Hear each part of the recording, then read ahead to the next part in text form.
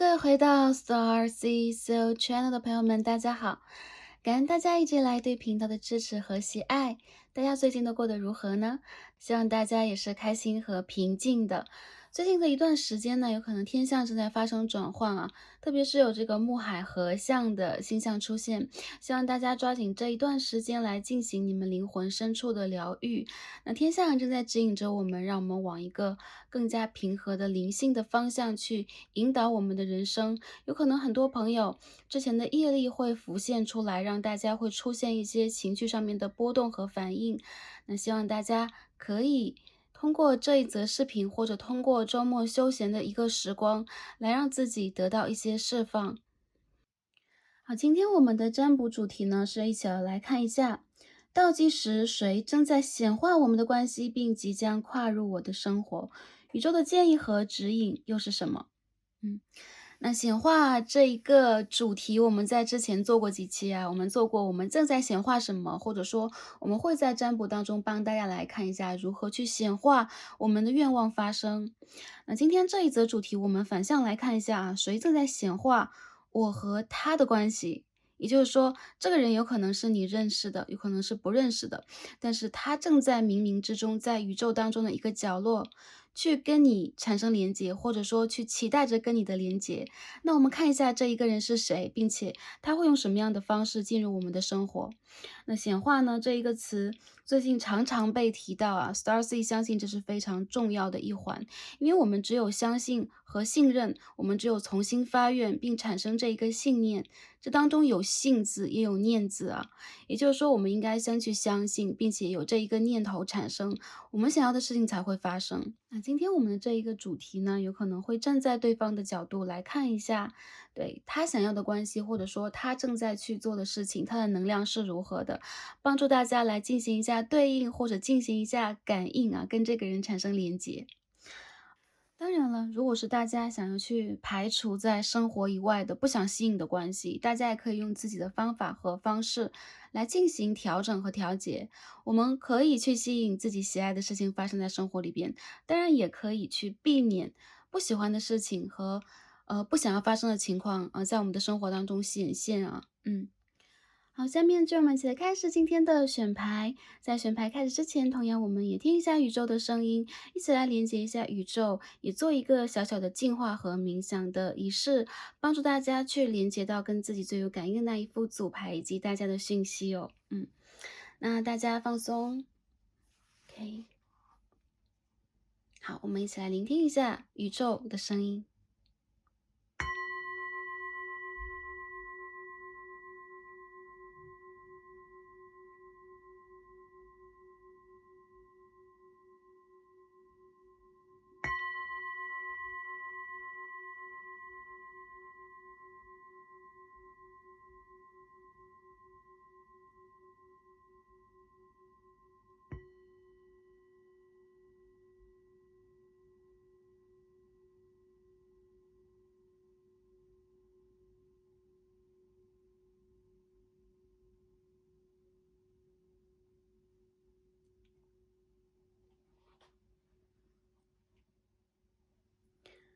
感恩大家，也感恩宇宙。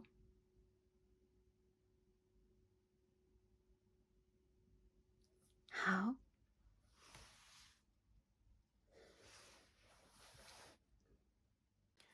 大家调整好你们的呼吸了吗？每次听到这一个声音，都感觉非常的平静和喜悦。由衷的感恩大家，也感恩宇宙。好，那下面呢，我们就一起来开始选牌吧。大家可以看到，从左到右啊，在我面前有3张神谕卡。今天呢是随机抽出来的这个 Rose Oracle 玫瑰神谕卡。这个神谕卡不会加入我们今天的分析当中，所以大家可以单纯的就大家的第一直觉来进行选择了。我帮大家把这个位置放大一些，大家可以看到啊，最左边的第一张神谕卡是白色玫瑰，Rubens Rose，白色玫瑰。好，那我们的第二副组牌是黄色的玫瑰，Sunburst Rose，OK，这是第二张。好，我们最右边的第三副组牌是 Item Rose，粉色玫瑰花。好，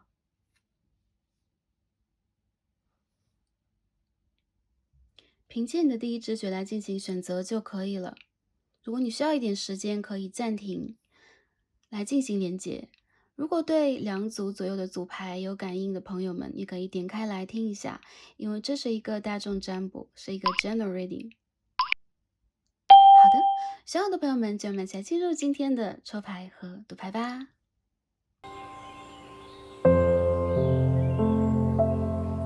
好，选到我们最左边的第一副组牌，我们的参照玫瑰是 Rubens Rose 的朋友们，让我们一起来开始今天的抽牌。好，选到我们第一副组牌的朋友们，我们的神谕卡都已经抽好了。今天我们要一起来看的主题呢是谁正在显化我们的关系，并即将跨入我的生活？宇宙的建议和指引又是什么样的？首先呢，会通过这个神谕卡和塔罗牌帮大家去看一下啊，他是谁，他是什么样的人，尽可能的去帮大家寻找一下这个人的讯息。再者就是我们会帮大家来看一下，这是一段怎样的关系，或者说他为什么要来到我们的生活当中啊？他的诉求是什么样的？那如果真正在卡牌当中，我们看到的这些讯息和能量都会帮大家传达。最后呢，我们也会帮大家来看一下宇宙给我们什么样的建议和指引，希望能够帮到第一副组牌的朋友们。第一副组牌的朋友啊，我感觉这一个人，他是一个很神奇的人。首先要这样讲啊，他不是一个会融入世俗啊，然后会在人群当中啊，会非常沉浸于3D 世界的人。相反，他蛮独善其身的。这个人的头顶轮很开，这张卡牌是光啊，对，the light。也就是说，这个人他身上是有光的，他的这个 aura，他的这个光环，我觉得应该是白色的，就是比较接近于月光的颜色，比较接近于天使的颜色。我感觉这个人他其实在生活当中都是凭着自己的直觉在做事情的。嗯，他有一定的防备意识，还有就是他不容易去融入人群，更多的时候他靠着自己的灵感和直觉去连接着跟人的关系，或者说去预测着一些事情的发展方向。不管他是不是偏向于灵性的，这个人的灵性指数都是非常强的。再者就是他有一定的使命，他有一定的天赋，有可能他这一世来要去做好一些事情，做好一些前世未完成的事情，因此他和天使以及宇宙的协作感啊，或者说连结度也是非常强的。我觉得这一个人他很像是一个艺术家，他很像是一个学者呀，或者说凭着自己的大脑在做事情的人啊，他大脑上在发光芒，还有就是他有可能经常动脑。我觉得他其实不是一个颜控，或者说他不是一个会用3D 世界的那种标准去选择另外一半，甚至是选择朋友或者选择周围人群的人。那所谓3D 世界的原则就有可能是颜值啊，或者说是金钱呐、或者说这个人的身份背景如何。相反，我觉得他其实是一个，他是一个光之工作者啦，或者说他是一个身上带有很多高频率能量的人。这个人他很神秘，还有就是他其实会让人觉得蛮清高的，不太容易啊，不太容易接近的那种感觉。这是一个非常优秀的人。再者就是他其实能够去感知和感觉到自己想要的是什么，自己想要找的那一个人是什么。那这样的能量一般都发生在他再去显化以及寻找的是他的前世伴侣啊，他的灵魂伴侣，或者是他的 twin flame，他的双生火焰。我觉得这一个人他其实在自己的人生当中很确定，以及很了解自己想要什么，或者说不想要什么，因此他有可能会对一些，可预知的，或者说有可能有风险的人事物啊加以回避。所以我觉得他其实蛮像是一个隐士的啊。还有就这个人呢，Moon Cat，以前我们在别的大众占卜当中啊，别期的大众占卜当中有见过这张牌。月亮下的猫咪，我感觉这一个人他其实很神秘，而且他有可能会让人觉得哇，经常是一个踽踽独行的独行侠，然后他是一个防备心非常重的人。再者就是他其实跟宇宙、跟月亮，跟行星的连接很强。那随着这个对，月亮的圆缺呀，随着每一个月月相的变更，这个人的情绪其实他的反应是非常非常敏感的，因此他其实很注重去保护自己的能量，有可能他会结识或周围有可能有很多人，但是他一般不太容易去跟大众的能量融合，也就是说，这个人他其实有一点小有的自我孤独，或者说沉浸在自己的世界当中。同样在这张牌当中，它也是一个首先直觉敏感，再者就是有一定的疗愈气质的，对，然后就是比较神秘的，容易去隐藏自己情绪的人。我觉得这个人他其实很需要安全感，再者就是他非常理解自己想要什么以及不想要什么。更多时候我觉得这一个人他其实很优秀，或者他其实比较人气，但是他不希望太多的人去接近他。对，对于他自己的能量的保护，我们说什么是保护能量？就说如果你感觉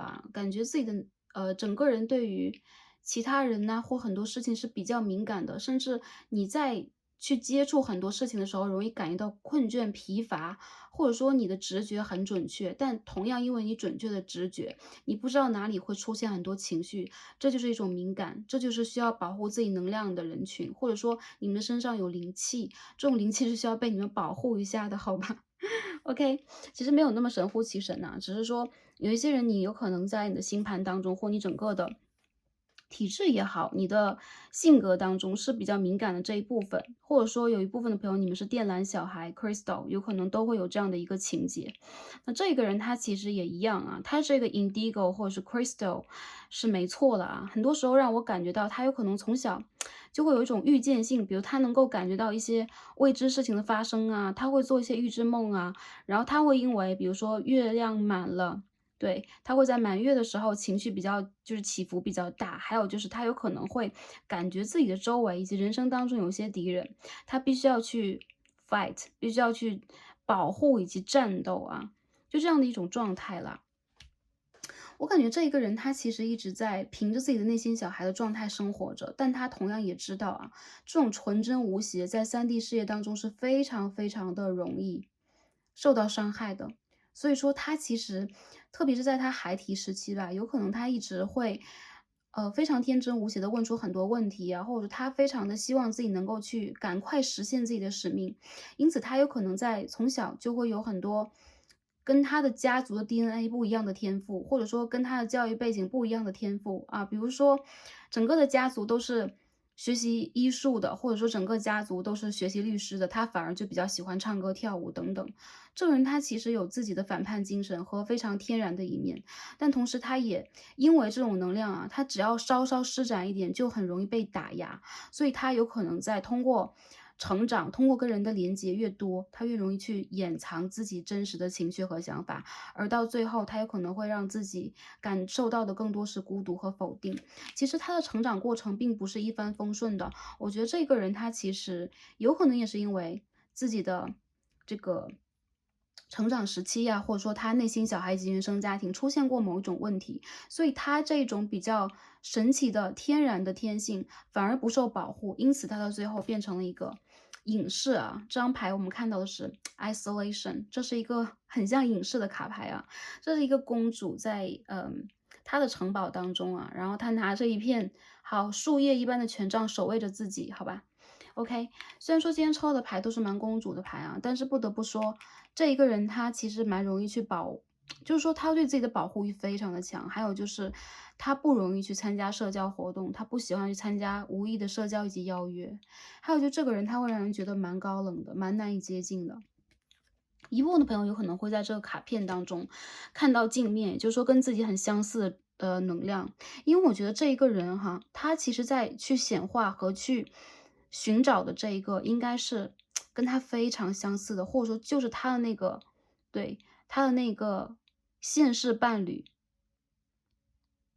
对，他在找那个对的人和等那个对的人。所以说，如果你的身上出现了跟他相似的东西，或者说你的情绪同样非常的敏感，然后你同样有一样的天性等等，就代表有可能你们两个人要共修一些课题啊，或者说你们要去共同探讨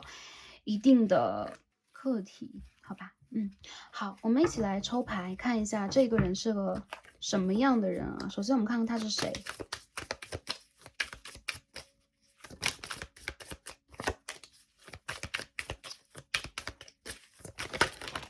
OK。Nine of Swords, Empress,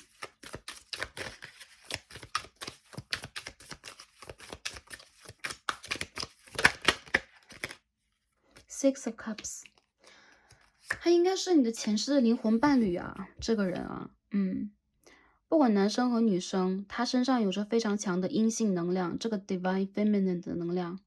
他的前世应该是女生，如果是女生你来看这一组的话，你的前世有可能应该是男性的能量，前世啊。而他其实啊，说实话，这个人在人生当中经历了挺多挫折的，或者说他其实一直都没有走出自己内心当中的某一个阴影、某一个伤疤。我觉得这个不是感情方面的，而是他在人生的方向和他有可能成长的这个过程里边面临到的很多问题。他曾经失去过，也曾经崩塌过，还有就是他有可能一直是在那种比较低压的环境当中生长的。这让他不得不去坚定自己啊，自己给自己制作了强大的盾牌，成为了一个战士。我觉得这个人他其实是那种，他在等待人生的那种完美的丰收，特别是感情上的，因为他再去显化的应该是一个家园，是他前世经历过的那种家园的关系，所以你有可能跟他前世就一起，对，在一起过，或者说就两小无猜过，他没有忘记前世的记忆，不能说他没有完全对，不能说他没有喝过孟婆汤，或者说完全喝光这孟婆汤，只能说他其实是，嗯，他在等一个人，冥冥之中他觉得自己在等一个人，他总觉得，过尽千帆皆不是，我想等一个对的人，这种状态。其实这个人我觉得用情比较深，还有就是他现在正在显化的，是他人生当中那次圆满。比如说他有可能跟宇宙许愿，或他自己内心当中那个隐藏的愿望，有可能他在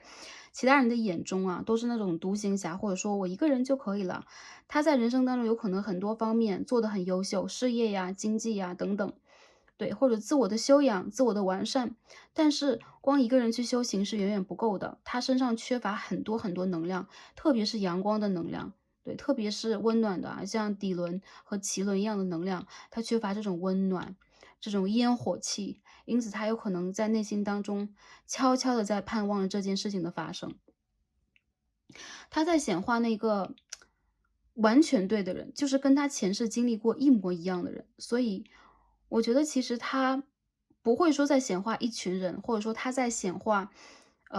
一个对的关系啊，不能这么说，他不是在显化一个对的关系了，但不是一个平常的关系或一段恋爱就可以了，他想要圆满。我不管就是说你和他之间会不会考虑未来子嗣的问题呀、婚姻的问题，但我觉得他其实偏向于正在去显化这样的事件发生，或者说如果不是关于 baby 的，那我觉得也是关于，比如说一段长久的美满的可以白头偕老的关系，他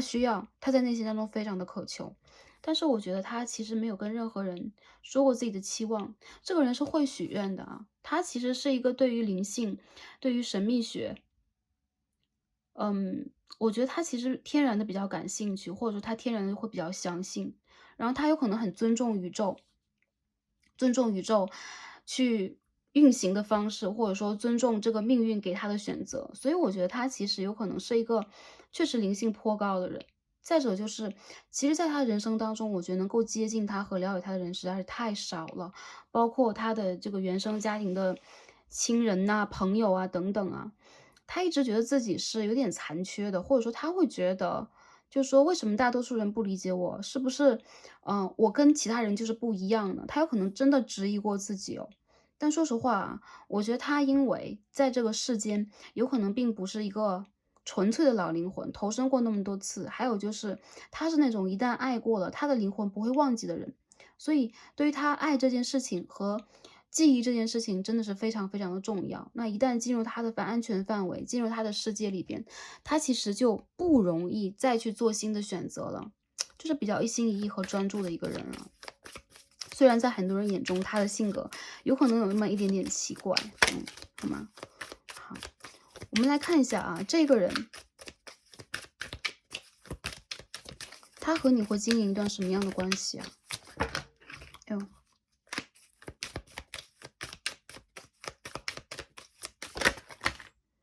好，我们抽到这个金币国王啊 ，King of Pentacles。好 ，King of Pentacles，Ten of Cups。好可爱哦。Two of Cups，圣杯2号哎。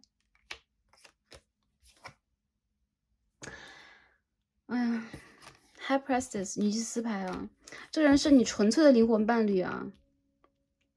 他和你会经营一段什么样的关系？就像我所感觉到的一样啊，这个人他一旦认定了，他头都不回，所以我觉得他其实蛮死心眼的。有可能他其实一直在处理他人生当中的一些重大的问题，比如说家庭，比如说事业，比如说自我的完成，但他的性格其实在很多情况之下都会有一些就是格格不入的地方。我觉得他其实蛮苛责自己的，很多时候他总觉得我是不是得不到幸福，或者说是不是我的条件或者说我的要求啊，我的要求跟我的条件相比是不是太高了？这人非常的清高，但我觉得他永远都不会放下自己的坚持，这个坚持是他前世给他的印记和记忆。圣杯10号和圣杯2号啊，第一副组牌的朋友啊，这人在显化的是那一种，对，两个人相互承诺啊，永远在一起的这件事情。他有可能显化的是家庭，是婚姻，还有就是彻彻底底的一段真爱啊，就是不会再有第二个选择的真爱，就是这么绝对和决绝。再者就是我觉得这一个人他其实在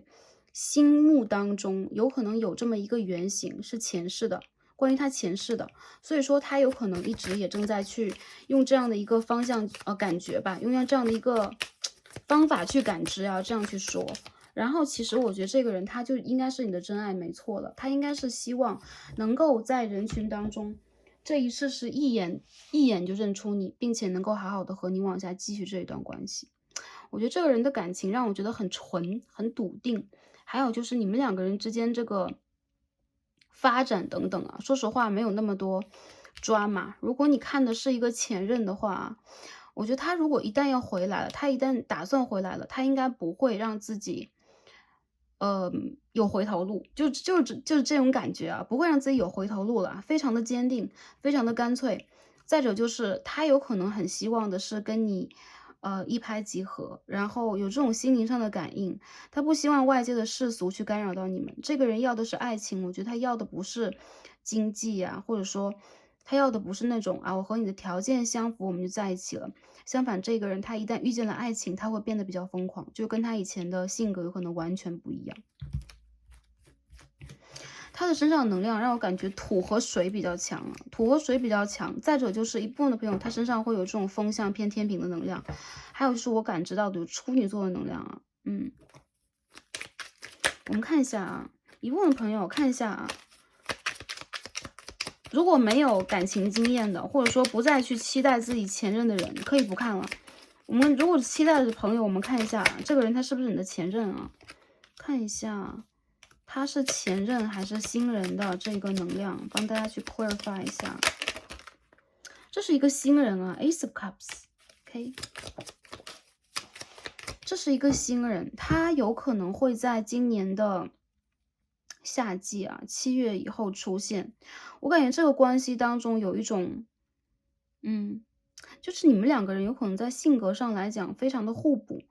表面上看起来非常两个极端，那女生的能量让我感觉到你比较像是偏风向的、偏天平的，然后是比较丰盛的。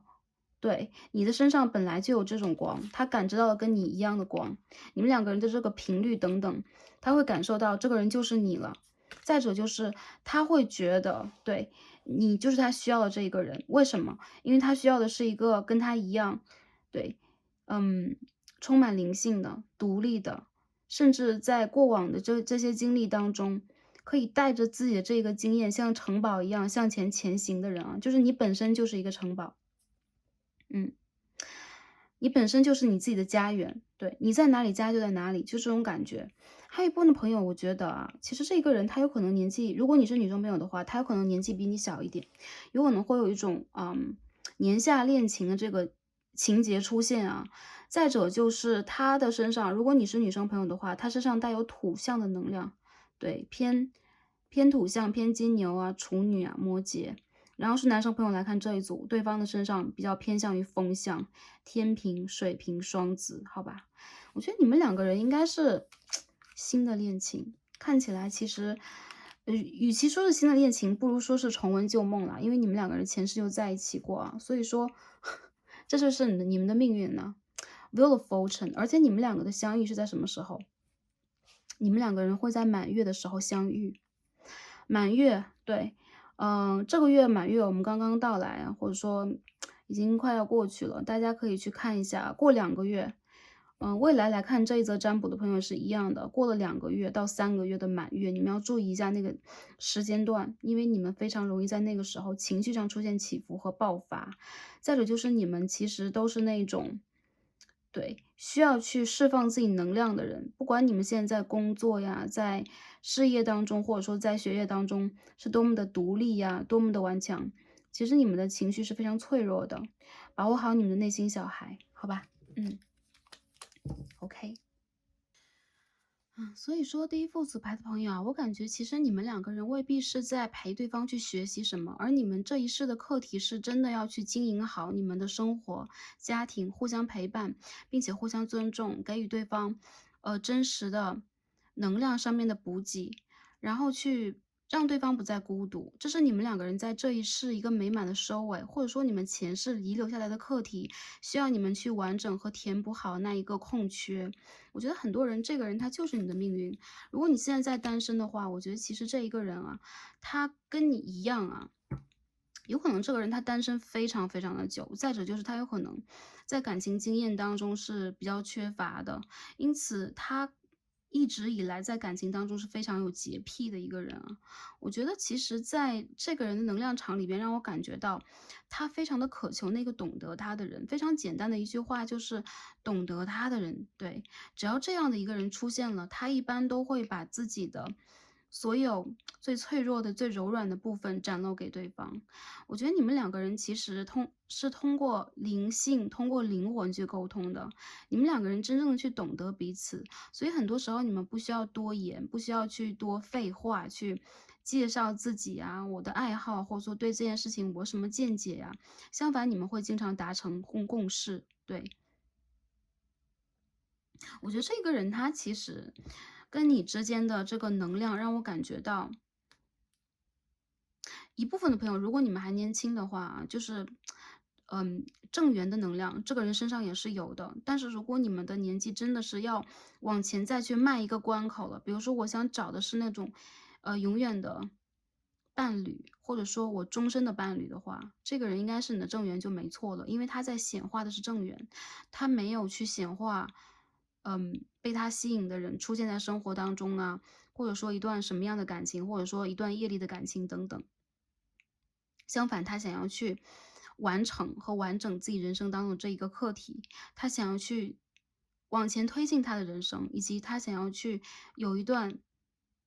幸运、有一段被祝福的情感。对，这是他内心当中真诚的发源，所以是一个这样的人正在显化你们的关系。那如果是男生朋友来看这一组的话，我觉得对方她是一个独立的、自强的，以及很貌美的女性啊。这组里边你们的不管是男生女生，你们自己也好，遇见的人也好，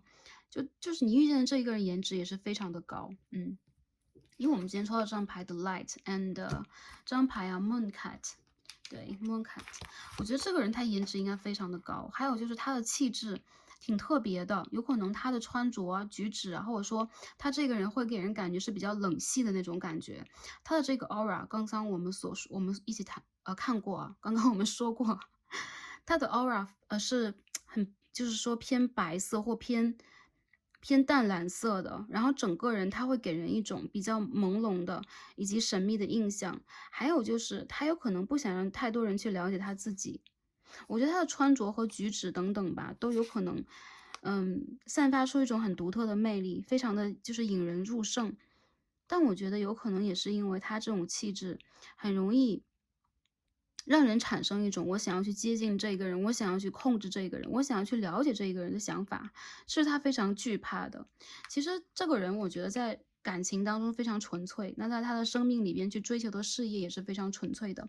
他身上有一种非常偏向于艺术家和哲学家的气质。那今天我们抽到这个神谕卡，也恰好是 The Artist，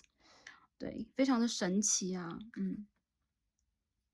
一朵白色的玫瑰，那我觉得其实在这个人的心目当中，他应该需要以及他在等待那个他的白月光出现。白色的月光也代表了啊，他在人生里边有可能需要去真正的被温暖，真正的被照亮，但是他想要的其实不是太阳。太阳的能量是非常偏阳性的，而我觉得这一段关系，你们两个人其实是这种能量偏中性、能量偏阴性的能量都是非常强。要想去跟他达成一个互补，我感觉很多女生其实你们身上就会展现出一个比较阳性的能量啊。我感觉女生朋友在这一组当中，反而就是会比较自强独立啊。自强独立而貌美的现代女性比较多，或者说你们两个人彼此都是一样，学历呀、身份背景啊、教育背景都是比较好的，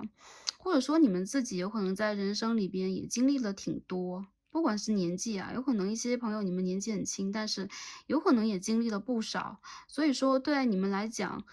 自己和对方可以就像是天然的，对，天然的珠联璧合一样，你们不一定说是完全照镜子的关系，这个人跟你有多像，但是他身上一定有你非常理解的，以及不需要挖掘，不需要去费脑筋，就可以很好互动的点。我觉得在这个人眼中，真爱和纯洁的感情是无价的，对，只有这样的东西才能让他走出自己的这个堡垒，走出自己的这个壁垒，去乐观的以及去阳光的看待自己的人生啊。哪怕他的人生当中，我觉得不需要那么多的阳光，他其实是一个希望沉浸在自己内心世界当中更多，去挖掘到更多东西的人。他是一个往内去走的人，而不是往外去求。我觉得这个人他不是一个对于金钱和物质有那么多欲望的人。他可以做到优秀，他可以做到自己的金钱呐、事业都很不错，但他追求的是情感面的和精神面的东西。因为这个人有光，他这个人的顶轮是，很发达的，有可能他是有自己的信仰，宗教信仰，或者说他的身上有部分，就是说那个神性啊，就他身上有一部分神的碎片被他带来了这个世界，所以他又很像是遗落在这个世界的天使啊，很可爱。好，我们看一下今天抽到的这个，The Earth Magic 啊，地球神谕卡。我们今天抽到一张 Rainbow 啊，Blessing。我觉得你们两个相遇啊，其实是一次祝福，是宇宙给予你们的祝福和嘉奖。有可能宇宙会感觉到，或创造你们之初会感觉到你们非常的辛苦，但你们好像一定要度过某一个通关游戏啊，通关了之后，在这个3D 世界里边，你们才能够真正的得到这一个对的人出现的这次奖励。而这个人出现就很像是，或者说你的出现吧，你的出现，你被他显化出来这件事情，其实是他的祝福，宇宙给他的祝福。所以说，如果他正在去完成自己的使命啊，正在去做一件重大的事业啊，非或大或小的一个事业吧，或者说对他来讲非常重要的事情，我觉得这是宇宙在告诉他，他可以拥有完美，他可以拥有幸福。因为其实啊，Ten of Cups，大家看啊，圣杯的10号其实就是一个彩虹。对，在传统的韦特牌当中也是一样的，出现这个彩虹就让我感觉到啊，一定下过雨，一定有过暴风雨，一定有过很多很多的乌云，但是我们始终还是能够看到宇宙给我们的好，宇宙给我们的仁慈的关爱，而不是永远都让我们处在一个阴云密布的，对，让我们看到的都是这种对荆棘密布的世界啊。所以我觉得其实这副牌的朋友，你的出现是他的祝福，那他的出现其实也是宇宙给你的祝福。你们两个人其实是有这么一个约定的，或者说你们两个人其实对是业力当中有这么一个环节，让你们非常非常有渊源的一个环节。所以说，我觉得其实他有可能在之前一直许下过愿望，包括他的前世也许下过愿望，而你的出现呢，就是宇宙在告诉他，对，你的愿望我听到了，然后这个人，对，依旧是这一个人啊，我要把他送还回你的世界，让你真正的成为一个完整的，或者让你的世界成为一个完整的个体，而非一直要坚强。对，要忍耐孤独，要接纳自己，要接纳不完整。我觉得其实你的出现就是他的一次完整，会完成他生命当中的这一个拼图，让他真正的去相信啊，人世间当中是有真正的幸福和美满的，这就是宇宙给予我们的祝福和给予你们的祝福，好吧？很美好啊！我觉得第一副组牌的朋友，你们的正缘应该快来了啊！显化你们的到来的，要进入你生活的这个人，应该是你的正缘啊。对，对，他应该也是一个冰山美男子或冰山美女子这一类，就这一类的人，我就感觉他比较特别。好，我们看一下他的能量怎么样啊？天王星的巨蟹4宫，这个人有可能现在离家，对，有可能他现在离家在外，或者说你也一样。还有就是我感觉这个人他现在的事业处在了一个让他比较需要去突破的时间点，有可能他要去应对一些突如其来的问题。还有就是他有可能当下呢，也正在去完善自己的物质啊，或者说他的这个理财，或者说事业方面等等吧。总之对他来讲，当下的一些能量都指向着他不能再让自己呢过于迷糊，因为这个人他其实是一个灵性指数很强，他没有那么在意很多物质现状的人，但是他有可能要在这个阶段去成长，让自己真正的 grounding。他的成熟才意味着缘分的成熟，以及就是他的成熟才意味着你的到来，对吧？所以现在我觉得正是他去突破自己的一个非常重要的时段。很多人，如果你已经遇见他了，有可能他在去完整和完成自己最后一个阶段的事业呀，或者说人生当中的稳定之后，他就很想要再跟你往下一个阶段去走了。下一个阶段是承诺，对，是要努力的。好好的在一起啊，重现你们前一世的或之前一段时间经营过和经历过的那个感情状态。这个人他其实虽然说情绪起伏比较大，但他其实并不抓马。我觉得这个人他其实是一个，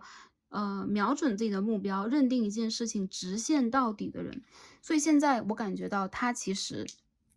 也正在用心的去完整自己的内在建设，也包括他的安全感的建设等等啊。他有可能也正在去学习很多东西，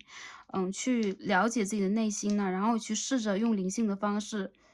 整理自己啊，去整理自己的能量，净化自己的能量等等啊。我们看一下你们的缘分啊，冥王星的牡羊2宫，我觉得你们两个人应该就是一见钟情了，而且你们两个人很容易去启动对方对于前世的回忆，前世，比如说就是前一个人世，但还有就是前一个事件啊，前世的这个回忆。我觉得这个人他其实在他的灵性上，让我感觉到他也有点偏向于双鱼座，他的星盘里边，或者说他的这个整个的能量场里边，有一些偏向双鱼座的东西啦。嗯，所以说我感觉在整个这个大环境的渲染之下，有可能他也正在去好好的去稳定和追逐一些关于自我实现呐、关于经济以及关于人生创新和创想方面的一些重大的决策。我觉得他和你的关系，你们两个人应该是双向奔赴的，还有就是你们两个人还是会比较快速的去延展这种关系的。有很多人，其实我觉得你们两个并不拖拉，有可能你们认识了之后就没有半年吧，就很容易去进入到下一个阶段了。嗯。还有一部分的朋友啊，如果你问这个人出现的时间，刚刚我没有谈过啊，有可能是2、3个月之后的满月时期。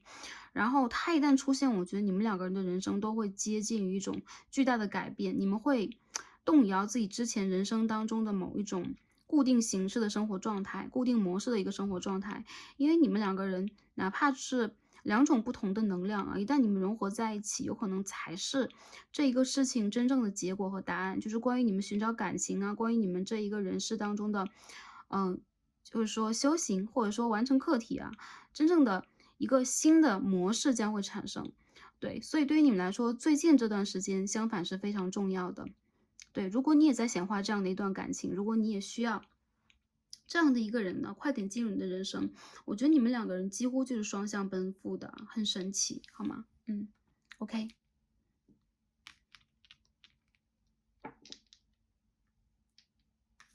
有一部分朋友，我觉得你们有异地的元素你们有异地恋爱的元素远距离的恋爱的元素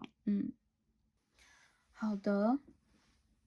还有一部分朋友你们要关注的就是下半年当中的7月到10月之间了。这个时间段我觉得应该是没有什么问题的，大家努力去抓紧时间去完成你们最后一个阶段的显化。那说到这个问题，我们一起来看一下我们的这个月相卡给我们什么样的关于显化方面的建议和指引呢？今天我们抽了一张 Last Quarter Moon in Aries。牡羊座的3/4月，对吧？也就是说，如果我的认识没错的话，应该是接近金牛座的新月了Okay, walk through your feelings. Okay, walk through your feelings. 我觉得很多人，你们在当下这个时间段之内，非常的需要把你们内心当中的压抑、恐惧、欲望，或者说愤怒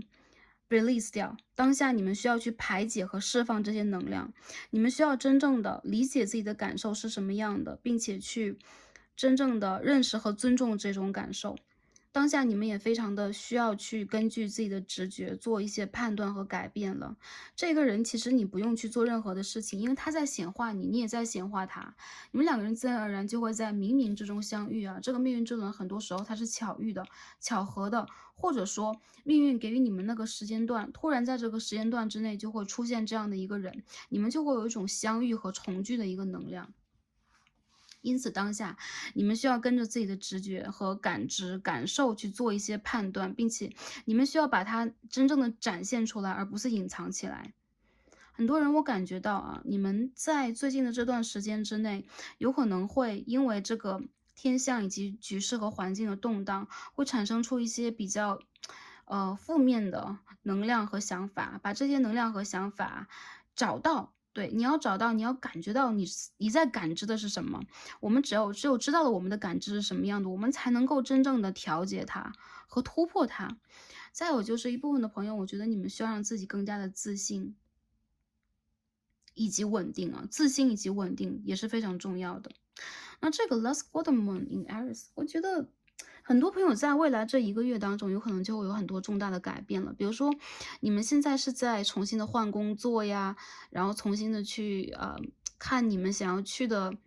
城市，或者说你们想未来生活的一个形态等等，很多潜移默化的东西都在改变。而且，一旦你们进入这种改变当中，你们找到自己的能量源。比如说你感受到自己的感知了，你感受到自己的能量是什么样了，这个改变会非常快速的发生，甚至很多人有可能就在半个月之内，你们会得到一些好的消息，会得到一些新的能量。比如说在寻找工作朋友有可能会得到这个 feedback 这个消息，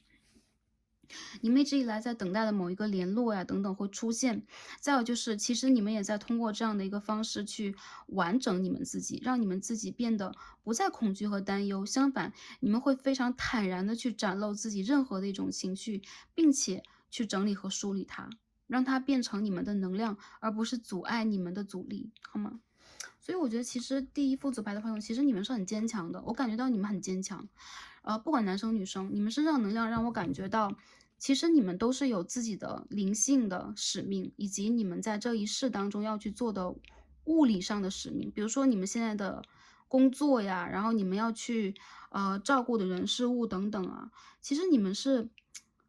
很清晰的，你们的视野很清晰，并且其实你越是在往前清晰的走自己的人生之路这个人和你的距离就越近对，所以是倒计时这个人他应该也在倒计时的，骑着快马，或者说就是乘着这个时光飞船吧，对，进入你的人生当中感觉很可爱。然后你们的能量让我感觉到其实是，非常的灵性，非常的成熟以及充满能量的，好吗？我相信你们可以穿越这一次的最后的一个考验时期就是说这个黎明前的最后一点点的透着光的黑暗，好吗？好，最后我们一起来洗一下这个天使牌，我们来看一下宇宙和天使给我们这个感情的指引是什么样的。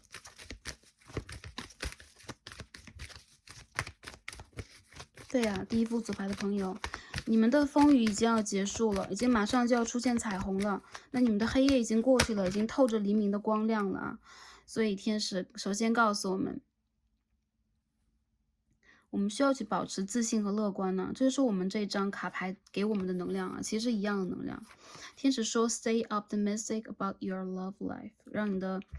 整个能量都调到一个高频啊，去真正的你也去显化它，你可以去跟你的天使和你的神灵去祈祷了，并且你下的订单最后你需要在上面盖一个印章，也就是说你需要真正的确认这件事情，对你的信念、你的勇气，以及你对这个感情真实的渴求和想法是什么样的。我觉得在当下这个时间段里边，你必须要保持这样一种乐观，让自己提起你的能量场，让它处在一个高频运转的状态里边。第二个就是一起调出来是 attraction， 也就是说这个人他和你之间充满了吸引力啊，你们两个人就是因为这种强大的吸引力，你们的磁场一旦连接在一起来，就会相吸，你们就会感受到身上对方和自己的身上爆发出的那种魅力，就是朝着对方去的。你们两个人，我觉得就是为彼此所创造的，就感觉你们这一世就是这样的一个能量了。所以其实你们就是一对眷侣，你们就是一家人。我觉得你们两个人在感情当中有可能可以非常充分的去享受，对，跟对方的就是说情感的互动，也包括你们可以享受一段非常的甜蜜及有着非比寻常能量的感情。这个感情我觉得也容易去激发你们的灵性，让你们走向更高的一次觉醒啊。所以我觉得这是一种善缘，这是宇宙给予你们的这个 blessing 啊，祝福、祝愿、恩赐，好吧。所以第一副组牌的朋友，相信你们在未来的一段时间的感情旅程，一定是可以走向一个美满啊。因为我们可以看到圣杯10号，我们可以看到这个 Wheel of Fortune，相信这是圆满的。而且，其实满月啊，在我们的月相当中，有可能我们会说这是完成，或者是一次爆发，或者是一个最高值。但其实，在我们中华的意识形态当中，满月永远都代表了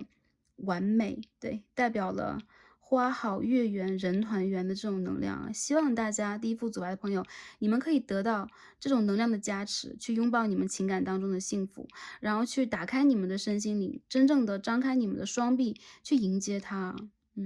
好吗？OK，那第一副组牌的朋友，我们整个的卡牌就看到这里了。非常的开心呢，跟大家用这样的一个方式来看这样的一个主题，然后祝福大家的生活是开心、平安和幸福的。让我们下期再见吧，拜拜。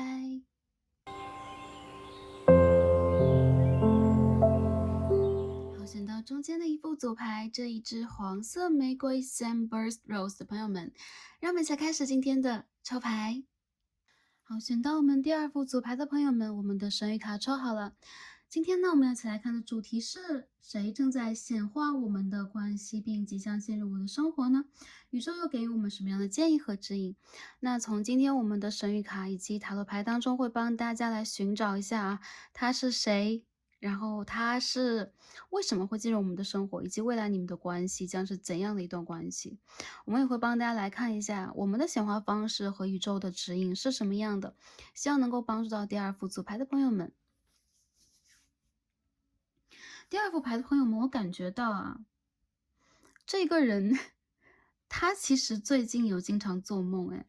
我们今天抽到的卡牌几乎每一张都跟梦有连结啊，不知道你们会不会最近比较多梦啊？这个人他其实一直在，有可能他的主观意识或他这一个小我未必在真正的许愿或真正的发愿，但是他身边的天使以及他在梦中的指导灵会经常给他很多钥匙，给他很多信号去打开他这把锁。其实这个人有可能在感情里边，他是一个比较封闭的，或者他是很容易让自己啊，就是太过于沉浸在3D 世界了，这跟第一副组牌朋友就不太一样。第二副组牌朋友，我觉得这一个人他其实是有一个比较高级的指导灵，或者说天使在他周围的，经常呢会帮助他去实现一些愿望。而他其实最近的愿望有可能是他蛮希望能够去达成他人生当中的某一个目标以及意愿。随着他的这种显化的，就是说能量场的聚集和变大吧，有可能这个感情也被他显化在生活当中了。他最近就经常会在梦里边看到很多讯号，或者说天使数字，以及会得到关于你的一些讯息，甚至你们两个人在梦里边也会相见，因为我觉得这是一个双方连接，双方都在发梦的一个状态。觉得你们两个很神奇，你们两个人有可能之间的星盘或你们的能量是比较接近海王的，你们的海王星也是比较重。再者就是最近这个天象是一个木海相合的象嘛，所以有可能它会放大一些关于你们的这个灵性磁场和能量场当中的一些东西，它有可能也会牵引你们去完成一些对，完成一些东西，或者说在一些混乱的、让自己焦虑的，或者说很多碎片一样的讯号当中，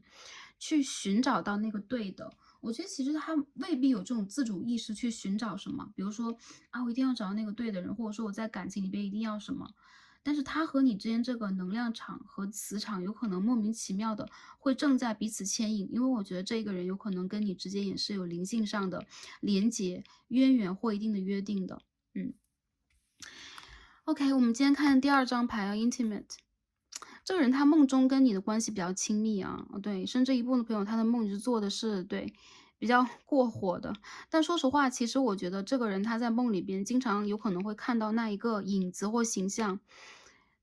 对，似真实又非真实的这种感觉。这个人是跟他关系极亲密的一个人，就是他的下一个伴侣了。说实话，我觉得其实你们两个人的指导灵有可能就是说有着很强的连接，或者说你们的高我有着很强的连接。在他的灵性体系里边，他其实一直很渴望那一个懂得他的、可以滋养他的，并且能够去，就是说深入到他灵魂最深处，去疗愈到他的一些空缺和一些不安全感的。我觉得这个人在感情当中，其实他非常的需要那种融合为一体的能量。比如说在感情里边，他需要绝对的统一，以及绝对的相互认同，或者说你们关系当中绝对的这种贴合和亲密。我觉得他的思想意识当中，你这一个人，或者他正在去走向的这个人啊，这个人一定是那种，首先身上充满了柔和的魅力，再者就是他是一个能够去观察和体察到，或者说，感知到他内心当中真正的所需和所求的。还有就是有可能你的形象，你整个人的这个 vibe，你的这个振动频率非常符合他梦中情人的条件啊，他正在用这样的一个方式去让对的人来到他的生活当中。这个人他的这个海王，他的灵性指数其实很强，但是很多时候我觉得他不爱运用，更多的时候他是一个比较扎根的人，或者说他是一个，在生活里边反而比较实际啊，比较理性的人。但他的这一种灵性和他的这种感知是可以帮助他的，有可能在冥冥之中他就可以趋吉避凶啊，躲过很多莫名其妙的灾难，或者说是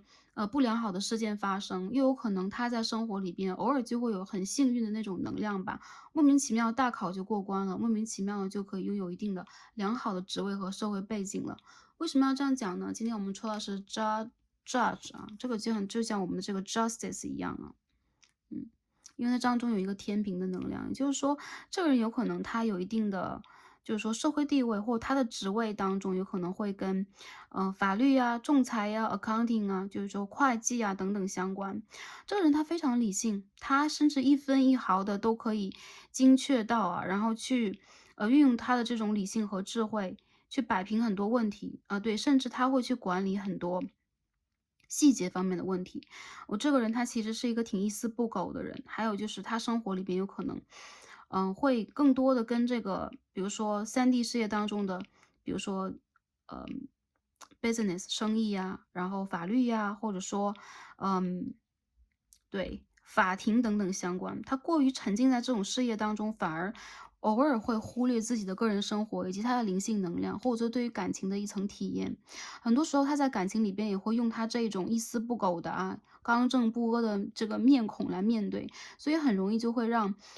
感情对象看到他之后就有一种想遁走的感觉啊。不是他不优秀，对吧？第二副座牌朋友，你能够感觉到这个人他很优秀，这人有可能他的学识背景等等都很好，但相反的，我觉得有可能他的这个灵性和他的理性，对，他的这个光亮面和他的这个阴性能量的层面其实有很大的对比。但这种对比让我感觉到啊，他其实是一个蛮立体的、蛮综合的人。也就是说，他不会是一个过于沉浸于灵性的人，也不会是一个过于沉浸于3D 的人。因为他一旦进入了自己，就是说这个，呃，怎么说重塑的这个状态吧。所谓的重塑就是说，我们比如说睡眠，对，我们要进入其他的维度和空间，对，我们去连接自己的高我和指导灵等等，这是其他的一种重建啊。比如说我们平时在平日当中，我们的生活有可能过于的忙碌啊，有可能过于的沉浸在3D 世界里面，我们每天有可能会为了工作呀，为了金钱呐，为了财富等等头疼。但相反的，在我们做梦的，在我们不经意的，在我们跟灵性相连接的同时，我们就会被无形的去刷新我们的能量，就像被净化了一样啊。所以它其实是有一套自我净化的体系的，然后他自己有比较好的这个灵性的，我觉得是根基啊，或者说他有可能是福报比较厚的一个人，福报比较厚啊，所以他周围的祖先呢、指导灵和天使都比较爱他，然后想让他去实现自己人生当中很重大的一些职业方面的，或者是说是社会责任方面的这个探索，所以我觉得这是一个很优秀的人。还有就是我觉得这一个人他其实有自己的对，有自己模模糊糊的一层认识，他有可能对于一些事情有一种先见之明吧，先知性。对，偶尔他就感觉到，哎，好像这个人会来，好像一件事情要来了。那他现在我觉得是在一个正在渐渐的让自己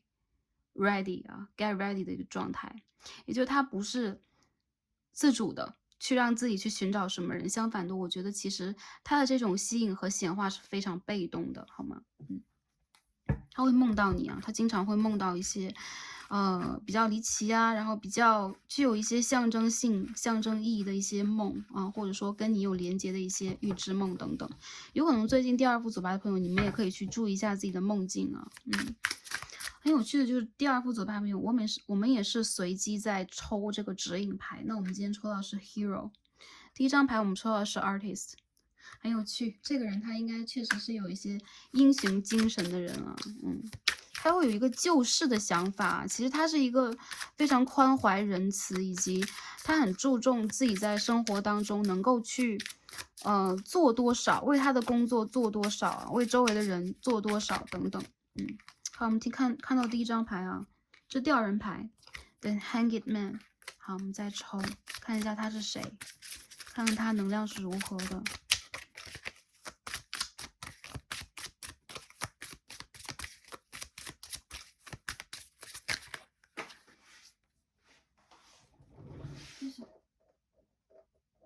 掉下来了，我要捡一下这个牌 Seven of Wands。对，因为录影的时候已经就是比较晚了，所以 Starseed 有的时候会有点舌头打结啊，对不起，对不起大家啊，第二副左牌的朋友，Seven of Wands，我们第二张抽到的是权杖的7号，我们再继续抽牌啊，看一下他是谁。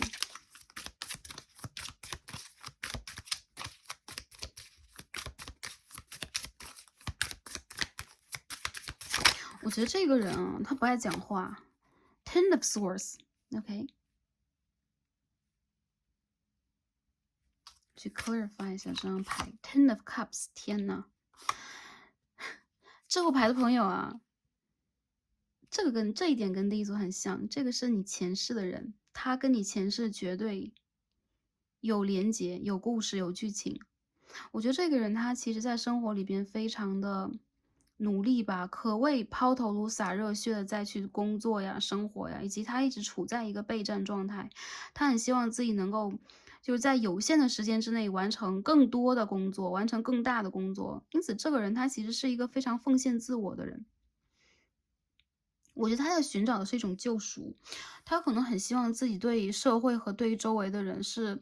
一个很有价值的人。再者就是他有可能也正在不断的消耗自己，比如说他的体能啊，他整个人的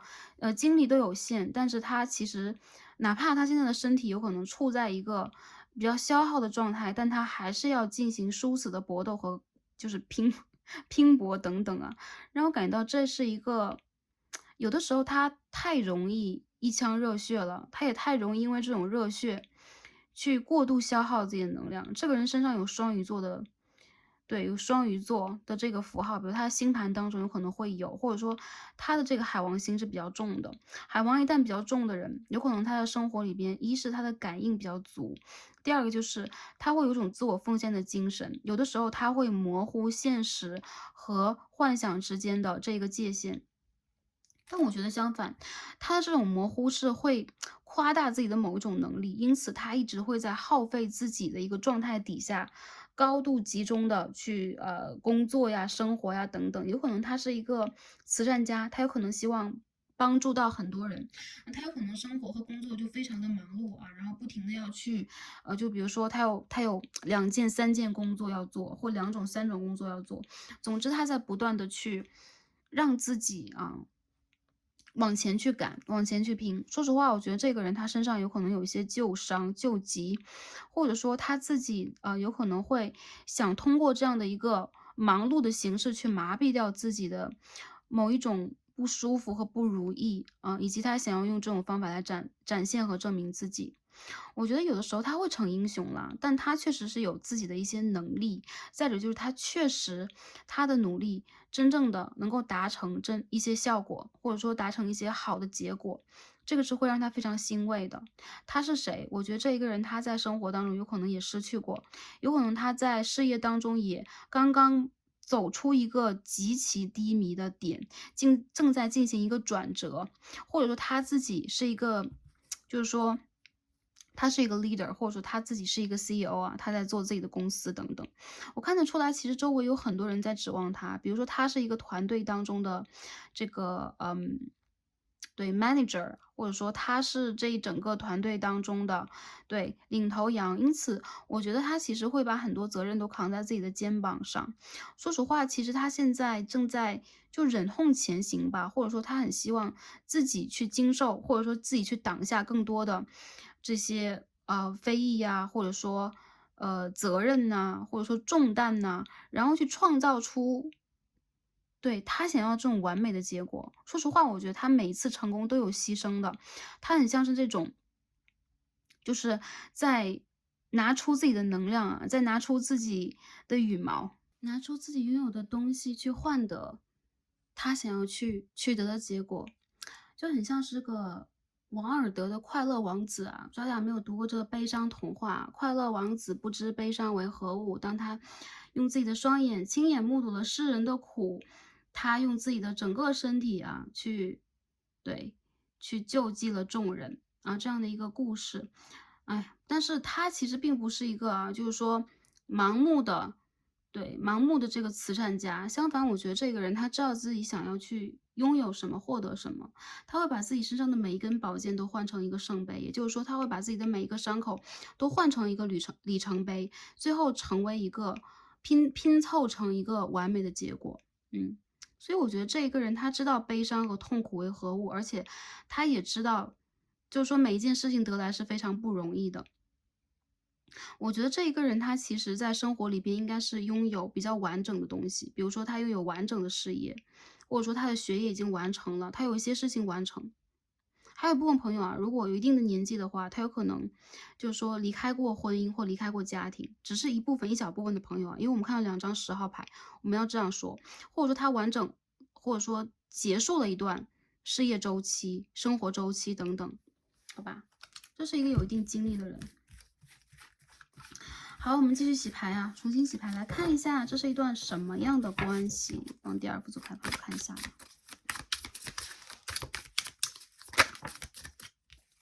好，我们看到的是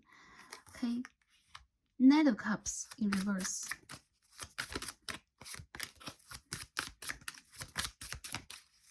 这是一段什么样的关系呢 ？Two of Swords。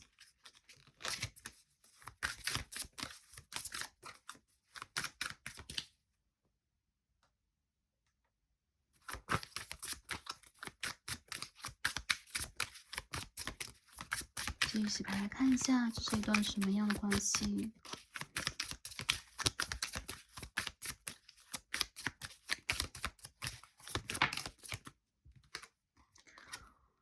哎呦 ，I'm sorry， 这是一张 Magician。对，这副牌其实 Starcy 很少用因为它很美OK，and the Moon。好的 ，Magician and the Moon。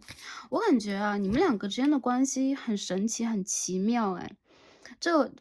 如果你们在等待的，或者说等待的是一个显化的是一个正缘，或者说想好好去走这段关系。说实话，我觉得你们俩的感情会有一点波折，会有一点离奇的剧情，或者说在前期，这个人有可能还未必理解自己对你的感情是什么样的。他其实正在或他的指导灵、他的高我正在把自己推向你，但他却全然而不自知。因此，你们两个人总有一个人在往这个关系之外遁逃，或者说你们在逃避一些感情的现状。我觉得这个人有可能已经在你的生活当中了，甚至他也像你的一个前任，或者正在跟你拉扯的人。再者就是我感觉这一个人他会让自己通过一定的方法和方式去结束某一个状态，比如他的生活的状态、他的事业的状态、他情感的状态等等。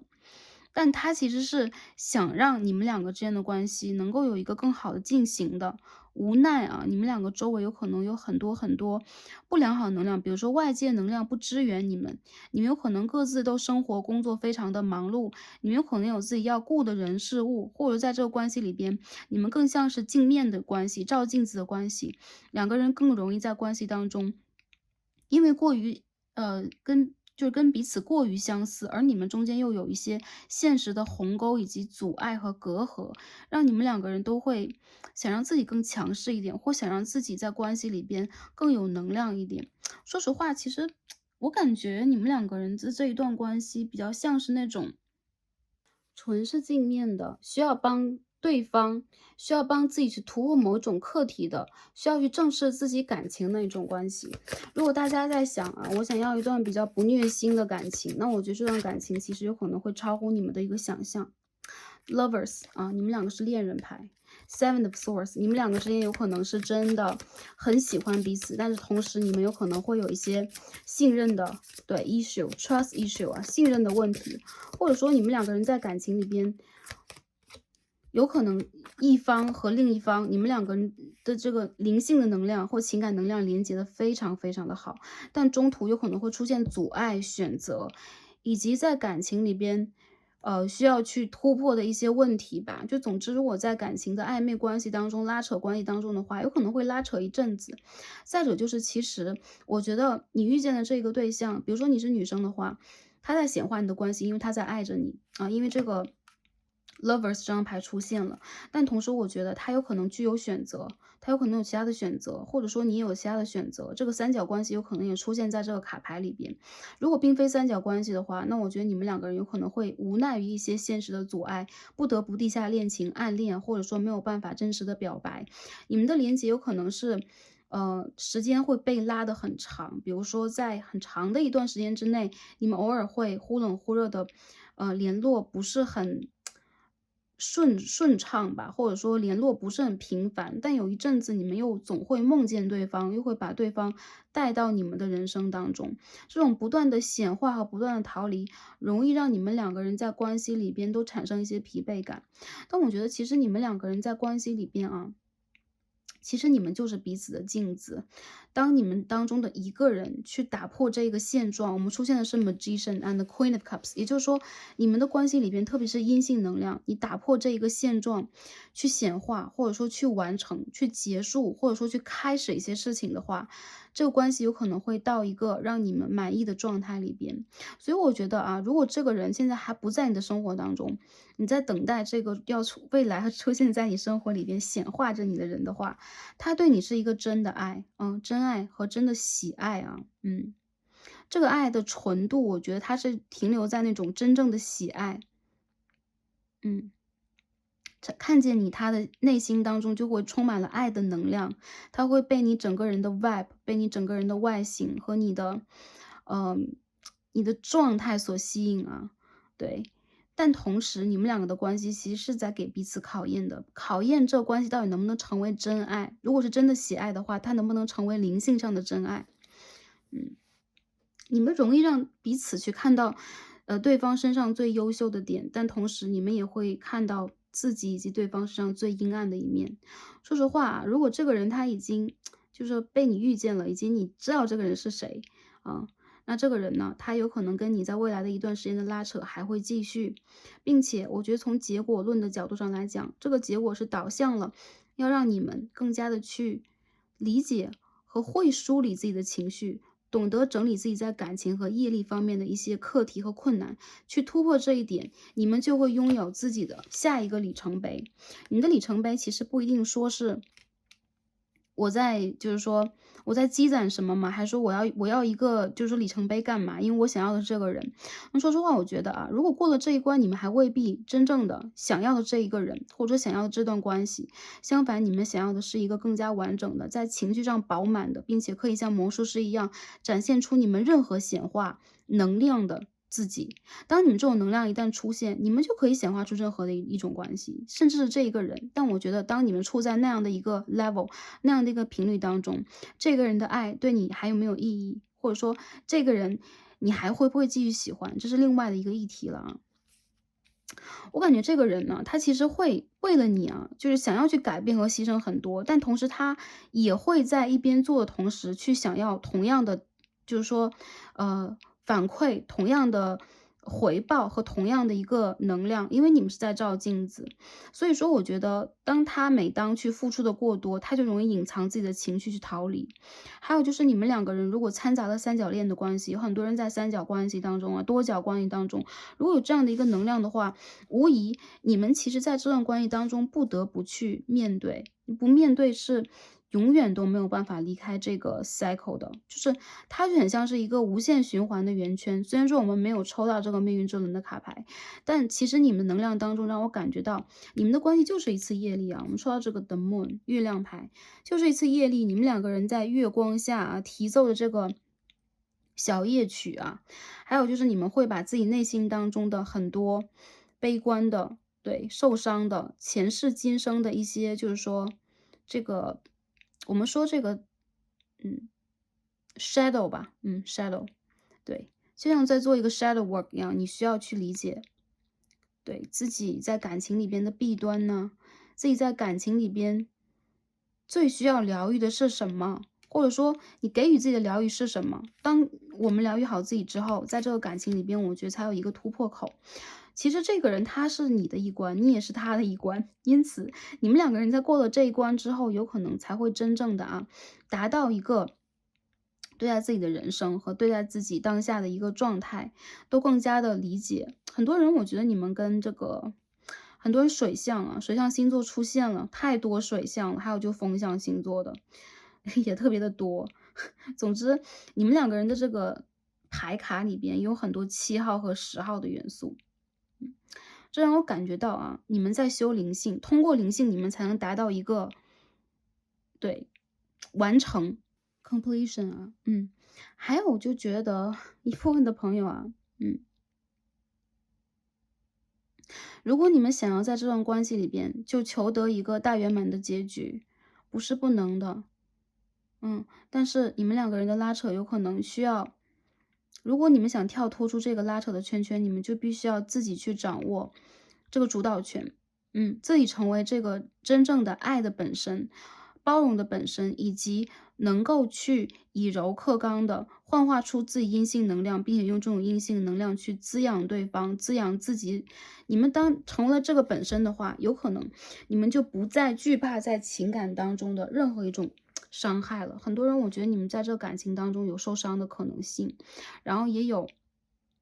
超越过这种伤害，完成自己的可能性。还有就是在完成了自己之后，你们才会在感情当中取得一个优秀的结果，优良的答卷，那你们的正缘才会真正的被显化出来的一个可能性。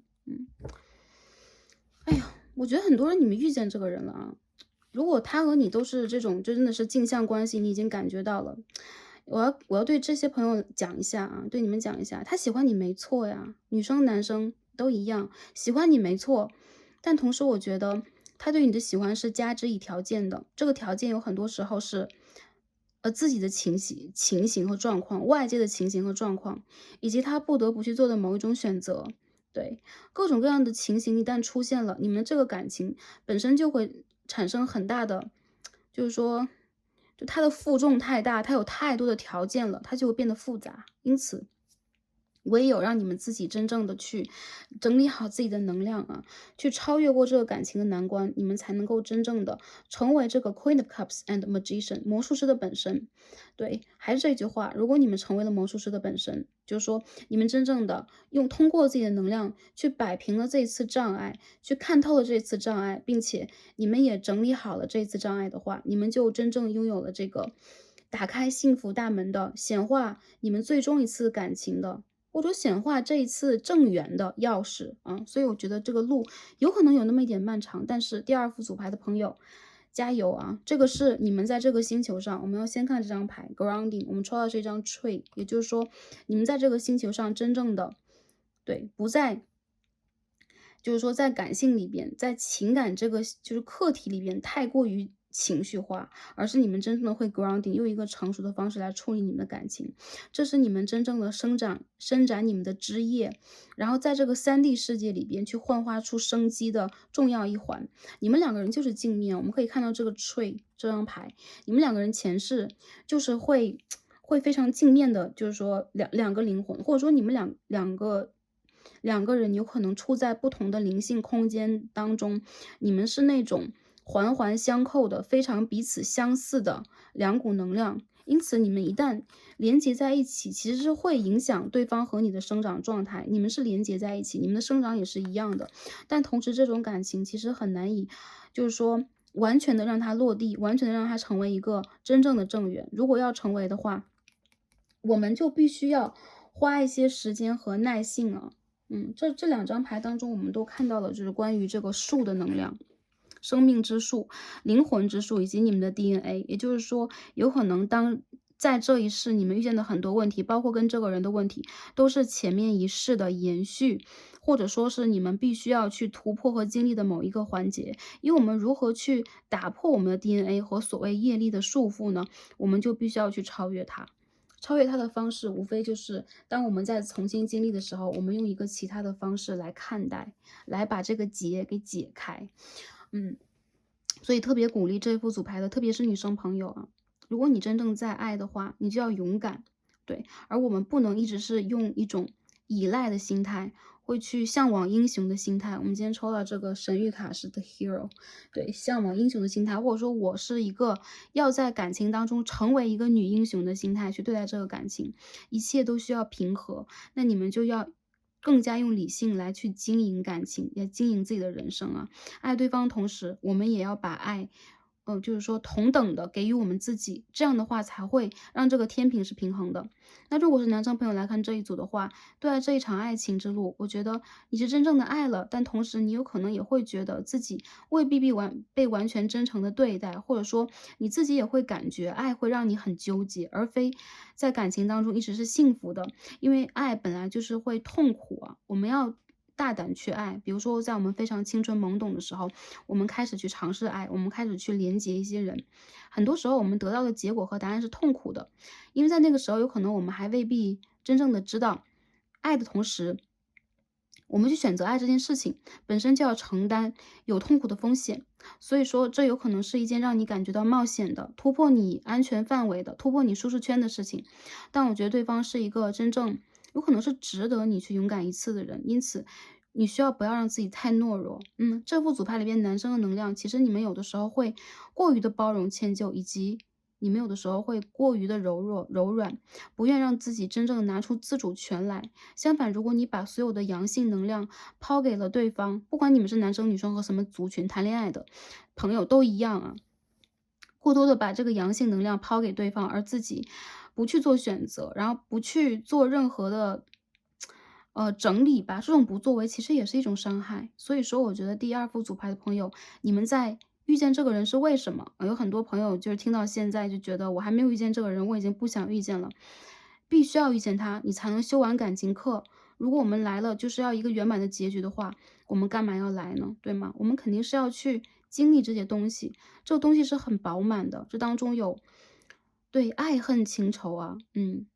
对，也有伤别离，也有求不得，也有在感情当中的痛苦和愤懑。但我觉得每一种情绪我们都深刻的去体会它，就像释迦牟尼当年他在去修行的时候，去深刻的体会任何一种情感，包含恐惧，包含生命威胁的恐惧，打破这种恐惧，我们才能够真正的成为一个更好版本的自己啊。好的，那这边的能量看完了，我觉得大家有可能会听得比较纠结啊，然后帮大家再洗一下牌。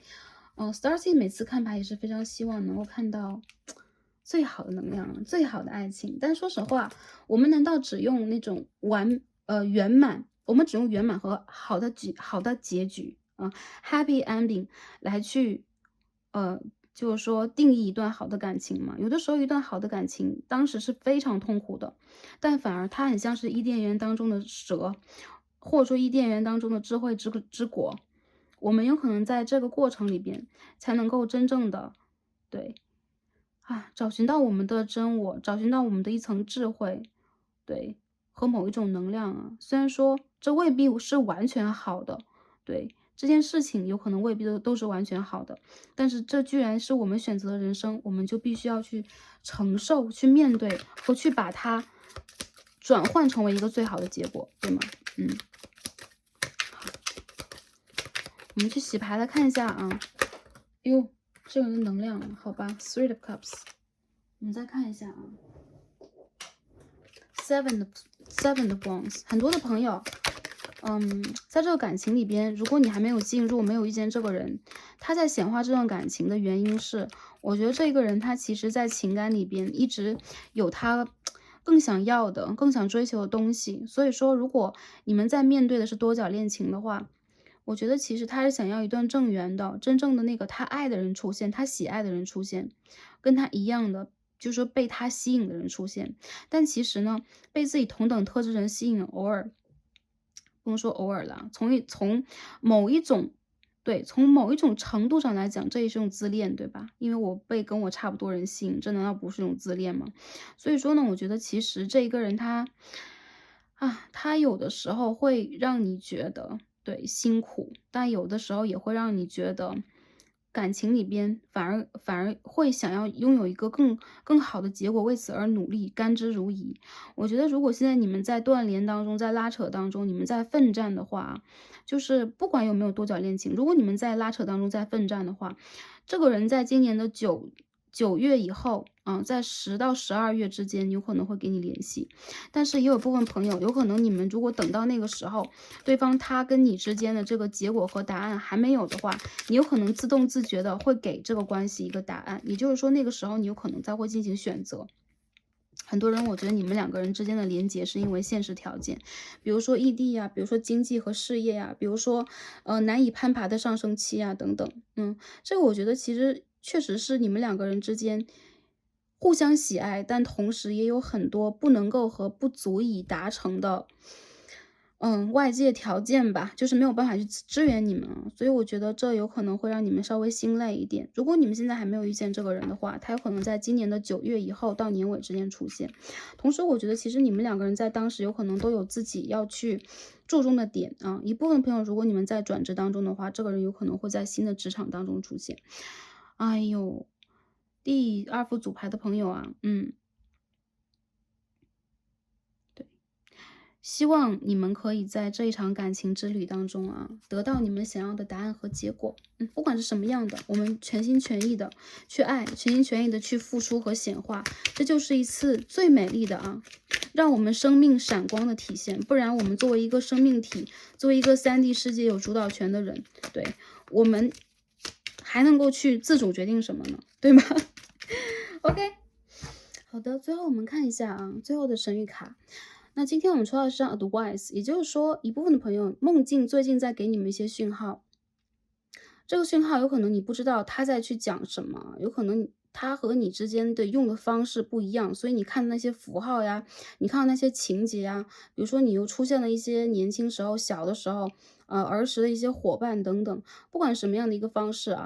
你们都可以用直觉去接纳这个讯息，去感受这个讯息，而且不一定所有的这个 advice，就是说建议啊等等，是我们要去接受的。但如果你接到了这个讯号和频率的话，有可能就是宇宙当下想要去给你的一些讯息。再有就是这个人他的一个形象和能量经常会出现在你的梦里面，因为他的高我和指导灵正在呼唤你的出现。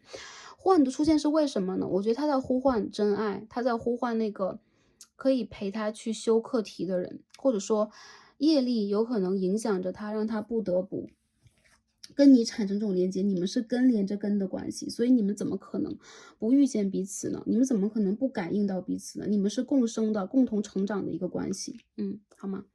那今天我们看一下啊，月相卡，看一下我们应该如何去显化良好的关系在生活当中。你抽到一张很好的卡牌，New Moon in Sagittarius 啊，对，射手座的新月啊，focus on the positive，OK，focus on the positive，也就是说，你们需要让自己真正的乐观的去看待你们人生当中想要的东西。有的时候你们需要 focus 在一些积极的事情上面，而非消极的。如果你们在感情里边觉得自己的能量已经被耗费了，你们非常的辛苦，我觉得你们需要转换自己的视角，看得远一点。比如说你们未来的事业呀，你们可以去学一样新的东西。有可能最近你们开始就转换和展现自己的一些新的特长。那在今年的9到12月之间，是你去打破最近的一个，我觉得是瓶颈期吧，或者说去让自己正在去做的事情往高一层去走，往高阶去走的一个非常好的时期。在今年当中，我觉得其实你们正在让自己完整和成熟，你们也会散发出很强的魅力。说实话，不只是这一个人，其实这一副组牌配你们的异性缘都很好啊，男生女生在内，你们的异性缘都不错。但是我觉得你们在感情里边有可能会因为要突破很多课程，你们有可能往往在感情里边很难一帆风顺的。但你们不要担心，我觉得其实你们有抽到这个木星加持的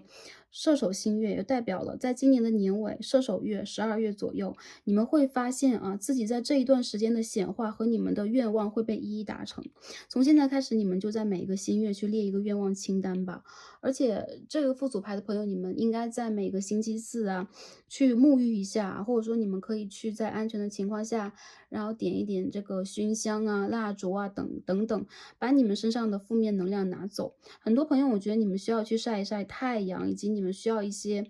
就是说跟人群的良性的接触，比如说朋友，比如说家人等等，你们需要一些真正的烟火气，而不是说。我觉得很多人你们容易为情所困呢、你们能量要不就为事业所困，要么就为情所困。你们非常需要用阳性能量去提醒自己，你们是非常幸运的人。而且，其实木星首先它守护的也是双鱼，所以有可能这副组牌的朋友里边，双鱼和射手的人是比较多的。还有就是偏这个偏水象朋友真的非常多，水象风象，还有双子座啊，加油好吗？第二副组牌的朋友，在今年是你们的一个转折期，而且也是你们进入正缘和就是进入一个好的关系的最后一刻。因为我们看到了这个圣杯9和圣杯10号啊，还有 Ten of Swords，也就是说一个 cycle，一个业力的 cycle 已经马上就要结束了，所以第二副组牌的朋友咬紧牙关，坚持一下，好，我们最后看一下啊，这个人的能量是什么样的？金星、天蝎、三宫。哎呦，有没有人感觉有人在爱你在心口难开啊？这是一个爱你在心口难开的人，我感觉他有可能因为自己的事业理想啊，然后很多外界的问题，他没有办法就是完全的展现出来自己对你的某一种态度，但他其实在心里边真实的是经常在思念你。还有我感觉很多人，这个人他就出现了，要不然就前世出现过吧。总之他跟你之间的连接和渊源都是非常深厚的。你们两个之间的连接，金星、水瓶、7宫，真的没有遇见他吗？没有的话，这个人非常快，非常非常的快，对，好吗？还有或者是暗恋你的人啊，一直都没有讲话，好多年前的朋友一直都不讲话的，前面的一个就是之前的某一任前任啊，一直都不讲话。总之，我觉得，嗯，他在显化你就是了，但他有没有这个能量把你真正的显化在生活里边，或者说真正的走到你的生活里边，我觉得他需要一点勇气啊，真的，一部分朋友我觉得你被暗恋，而对方他真的需要一点勇气。如果他的这个显化比较漫长，或他的这个准备阶段非常的漫长的话，今年的年尾他一定会出现，好吗？ OK。但大家不用空等待啊，你们就直接做好自己就可以了，因为你们是镜面关系，你的一个能量和你的这个 vibe 也会影响到他。我觉得对方他现在处于一个在情感和事业当中不是很得意的一个状况啊。Healing family issues， 这个人有可能有原生家庭的问题，他的父母亲啊、兄弟姐妹啊，或者说他的这个内心小孩啊，非常需要疗愈。所以当下我觉得对方的这个状态和频率都不是很高，因此他在梦中也经常有天使在帮他做疗愈啊。好。哎呀 ，reconciliation， 一部分朋友是张和解的牌，也就是说你的前任呢，someone from your past is returning to your life。有一些你之前生活当中的人，哎呀，他们正在回归到你的生活当中。This could be the one， 这个人有可能是那个对的人，或者说这应该是那一个对的关系了。但是话说回来啊，这个 issues。不管是 family issues，还是说我们那个内心小孩这个 issues，还是说各种各样的问题，我觉得他们还是非常的需要时间的来去催化，来去显化。所以说，第二副组牌的朋友，你们其实不需要做什么，你们需要让自己去 focus on the positive，你们需要让自己集中注意力在你们想要显化的积极的事情上面啊，你们也需要给自己带来一些积极的能量。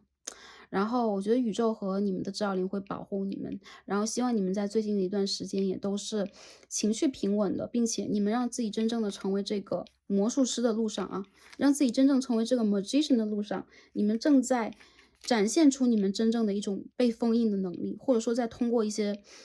过去的一些修行啊、课题啊，或者说甚至是小小的伤害吧，让你们去变成一个更有能力的人。不管如何，希望第二副组牌的朋友，你们在感情当中也可以收获啊一个完美的，让你们可以去放心满意交出答卷给宇宙的结果。然后希望你们的生活一直是开心、平安和幸福的。感恩大家今天的观看，让我们下期再见吧，拜拜。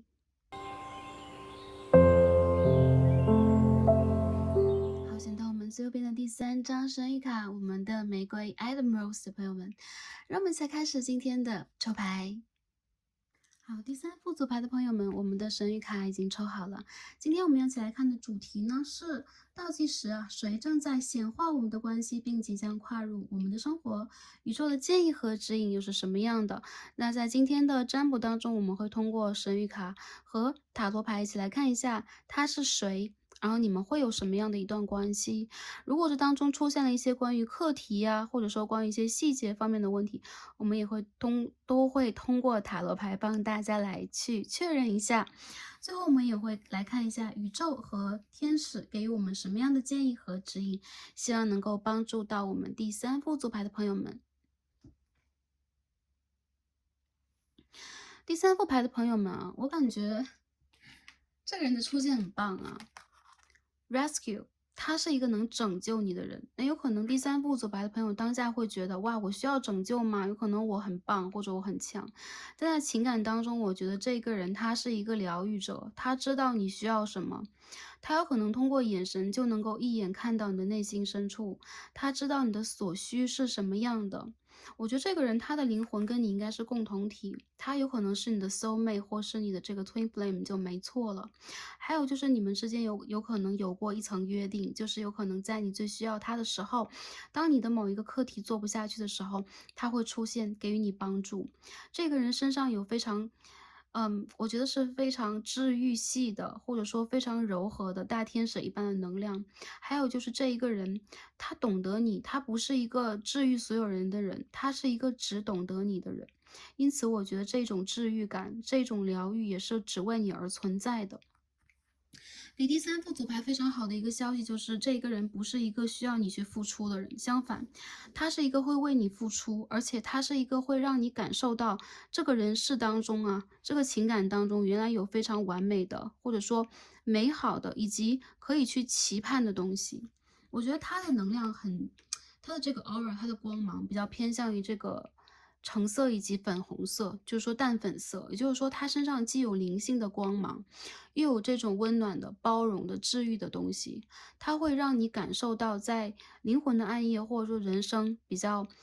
艰难，以及遇到了一些问题和坎坷的时候，当你踽踽独行，感觉自己一直会一个人往下去走的时候啊，出现的一个人。他为什么会出现？我感觉我们今天抽到这张同样的 Dune Day，就是之前在某一期大众当中我们会看到的一张牌。这个人他应该跟你是灵魂伴侣的关系啊，少数朋友他是你的 twin flame， 他做过你的指导灵，或者说他和你有同样的指导灵。我觉得这个人他身上有很强大的魅力，而且他在显化你是因为他有可能承诺过你，或者他的心里边一直在想着我要找到这个人，我要去帮助他，我要去拯救他。我觉得第三副牌的朋友，你们最近有可能会让 Starcy 让我的感觉是，有可能你们最近会比较无助，你们有可能现在处在了一个，有可能自己还不自知，但是你们比较需要真正的帮助，在情感上面的连接，以及真正这个优良的情感对象跟你配合的一个环节了。不管在生活里边还是灵性里边，有可能偶尔我们会感受到那种，就是比较简单的一个能量，就是啊，我感觉很孤独，或者说我感觉我非常非常需要一个人，在我事业和人生艰难的时候，给我一个肩膀靠。那其实很简单来讲啊，这个人他感受到你，或者从灵性的意义上来讲，你有可能在灵性的成长或人生的成长的过程里边，非常需要一层疗愈和突破。那这个人也感知到了你，他正在显化这件事情到来。他要来到你的生活里面，是要来拯救你和帮助你的。因为我们今天抽到的神谕卡，虽然我们不加入分析，但这也是我们抽出来的卡牌啊。对，我们抽到的是 Giver， 也就是说，这个人他是一个给予者，他不是一个来索取你能量的人，相反，他是一个来帮你进行能量补充的人。所以我觉得第三副牌的朋友，你们的能量让我感觉到很美好，或者说你的能量让我感觉到这个人的出现，他会真正的让你在情感和生活当中有一种颠覆意义的疗愈。还有很多人啊，我感觉还没讲完，我们先不要洗牌。这个人让我感觉到他很有魅力，他一定会吸引到你，因为他了解你，他有可能做过你的指导灵或看过你成长的全过程，所以在灵性的意义上来讲，他觉得你很熟悉，还有就他会对你产生一种无限的怜爱、无限的包容，以及他有可能会在某一种契机之下成为你的贵人，来到你的生活当中。比如说你的事业最需要突破的时候，你的人生有可能处在了一个低谷时期，最需要帮助的时候，这个人就出现了。对，因为他在冥冥之中跟你有这样的约定和这样的感应，你们会成为彼此的拯救者，彼此的小英雄啊。我觉得这个人他是那种会让你觉得，首先他懂得你，再者就是他会对你真诚，还有就是他会让你感觉到他不会离开你。我觉得这个人他不是一个就是说来疯狂追你、给你示好的人，相反，他是一个很有魅力、很神秘的人呢。这人非常的聪明，再者就是他其实他有很多变化，他的情绪，他整个人的形态，就动态上来讲，比如说他的穿着，他整个人的品味等等。对，他有很多就是不同的改变，他的心情等等会有很多不同的改变。就这样的能量来讲啊，哦，我知道为什么了。今天我们抽了，刚刚看到这边的牌。OK，我们忘记了这张 Shape Shifter， 也就是说，这个人他其实他有很多不同的面，这种所谓的改变和这种类似于风的能量，让我感觉到他有可能是那种在生活里边有很多不同的面相、不同的功能和机能。有可能他既会数学又会音乐，他有可能既做过创业投资，他也是做过一些教育活动等等。所以我觉得这个人他其实在情商和反应能力方面都非常的强，还有就是他的适应能力很好。他的身上让我感觉到了比较偏向于双子座的风的能量，还有就是这个人他很会学习，很注重自己，呃，就是各方面知识的这种积累啊、汲取啊和增长。这个人他很有魅力，他有种有点邪魅的魅力，但同样的这种魅力也是很治愈的。为什么？因为他会让你感觉到他是来温暖你的，他不是来伤害你的。所以我觉得这是一个让我觉得很有魅力，同时也是会来给你进行疗愈的一个人啊。不错。好，我们下面抽牌来看一下这个人他是谁，好吧？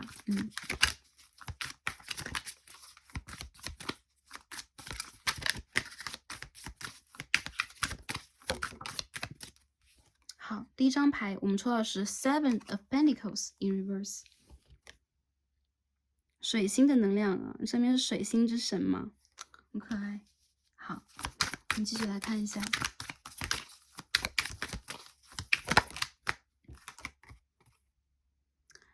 Princess of Wands， 权杖侍从或权杖的公主。我们再抽一下这个人是谁。Four of Pentacles in reverse。OK， 我觉得这个人啊，他身上的东西让我感觉到比较火系。说实话，虽然说我们看到了这个金币的能量，但是偏向于稳定的能量其实都是逆位的。这个人他很灵动，他身上有夏天的能量，然后他很爱冒险，很爱突破，他有很多的好奇心，还有就是他有这种孜孜不倦的赤子之心。无论在生活里边遇见什么，他相反不会看到那些阴暗面。很多时候他是一个没有那么多耐心的人，他是一个急于突破、敢于闯荡，并且愿意去看到生活当中更多良性的、更多阳性的面的人。他身上的阳性能量也很充足啊。我觉得很多时候他是一个行动派，他是一个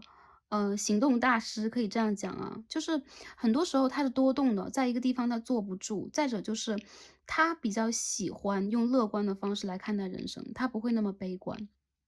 我觉得这个人他是一个到处，有可能他喜欢迁居，或者说他有可能也是一样，比如说游学在海外呀，定居在海外呀，或者他喜欢全世界走走看看、逛一逛。他现在有可能正在去做一些这个，relocation，比如说他现在正在搬家到一个新的国度、新的城市，或者说他现在在考虑要在哪里定居中等等。说实话，我觉得他是一个眼中有远方的人，他身上这个射手能量其实蛮强的，对，射手双子这个对宫。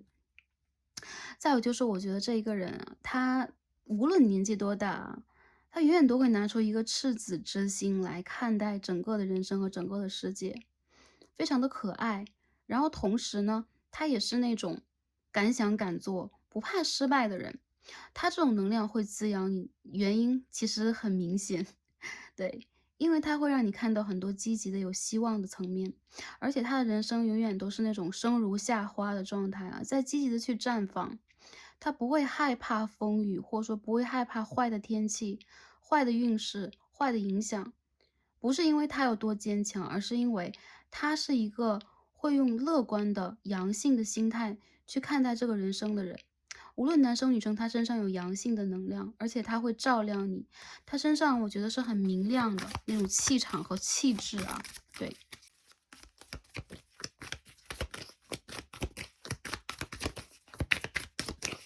我们继续看一下它的能量是如何的啊。我们抽到一张 Magician，OK，and the Moon in reverse。哦，这张月亮牌好美啊，是双鱼座的能量啊。啊，好漂亮，有点像这个量子纠缠，就是这两只美人鱼女神啊，对，有点像这个天狼星的能量啊。这两只双鱼女神就是一模一样的 twins。太美了，好，我们继续再抽一下它的能量是怎么样的。对 ，OK，Ace of Swords，好，很多朋友我感觉啊，在你们的关系当中，他应该是那种偏主动系的啊，一眼认定的，还有就是他确实是会给你很多治愈和包容，因为我们今天出现了月亮牌，这就是一张治愈牌，而且是逆位，标准治愈。所以其实我觉得这个人他和你灵性上的这种共通，很像是你们是双生子。一部分的朋友，你们就很像是这个，对 twin flame 啊，我们经常会说这个重要问题 twin flame 出现了啊。还有一部分朋友，你们不是 twin flame，你们是镜面以及灵魂伴侣的关系。每一个关系当中的这个能量不一样，但不能否认的就是你们在灵性上的连接度非常的强，而这个人他对你的行动能力也非常的强，他有可能理解你的纠结是什么，你的胆怯是什么，或者说你需要的是什么，会适时的像魔术师一样 magician 给你变出你想要的宝贝，OK，像哆啦 A 梦一样啊。变出你想要的宝贝。那说实话，我觉得这个人的心目当中，他为什么会就是说对你产生这样的一种想要去帮助、想要去保护的欲望，说实话他自己说不清楚的。他对你的这种一见钟情，或者说一眼认定，或者说他在你身上去体现出来的自己，也是他非常喜爱的。所以我觉得这是一种偏灵性的东西。那很多时候我们说喜欢一个人和爱一个人，我说不清楚为什么，对，甚至情不知所起呢，一往而深，我们不知道从何而起。他和你情的这个起源，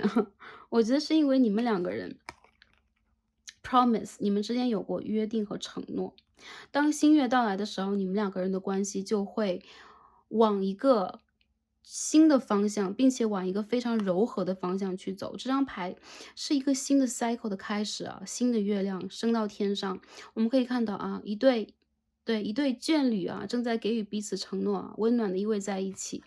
所以说我觉得其实这个人的身上让我看到的东西，几乎都是非常积极的，以及非常淡定、非常平稳的。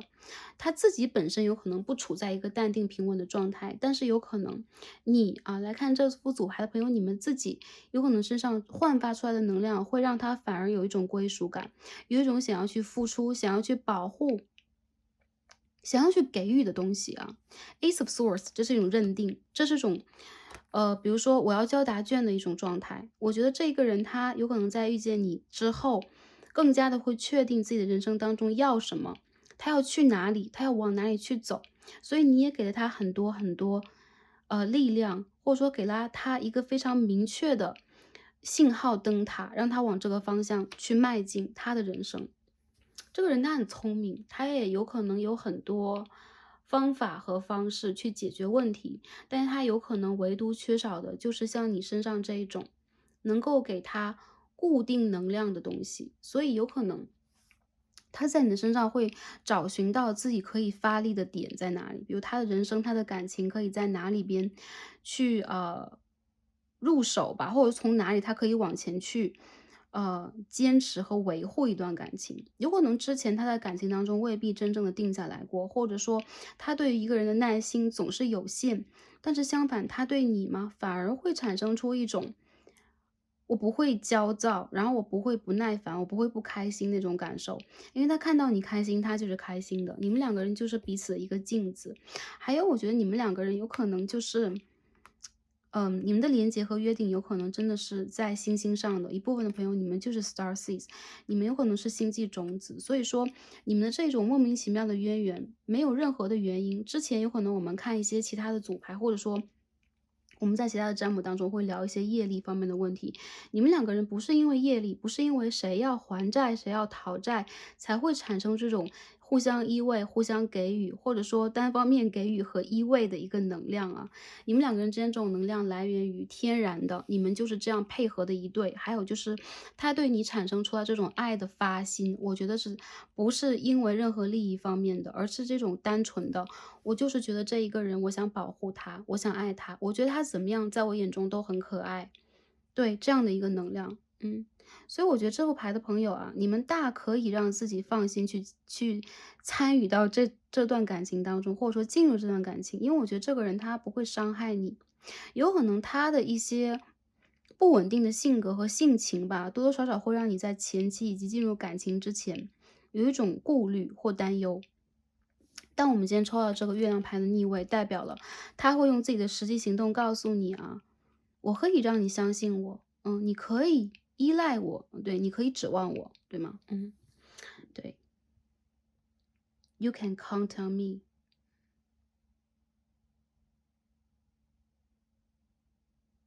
好，我觉得其实这副牌的朋友啊，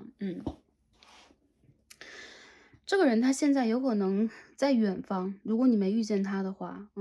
有一部分人我觉得你没有遇见他，就在这一世当中有可能还没有。相遇的时间点，一部分的朋友是在3月，一部分朋友在10月以后，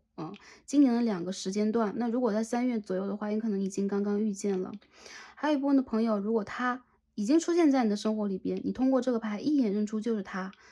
不会有第二个人呢。你们两个人，你有可能就是彼此连接的一个镜子。因此呢，你不会认错，那就是他没错了。我觉得这个人他会在很快的一个时间段之内对你产生行动，并且他确定要选择你，想要在感情当中有一个答复和答案。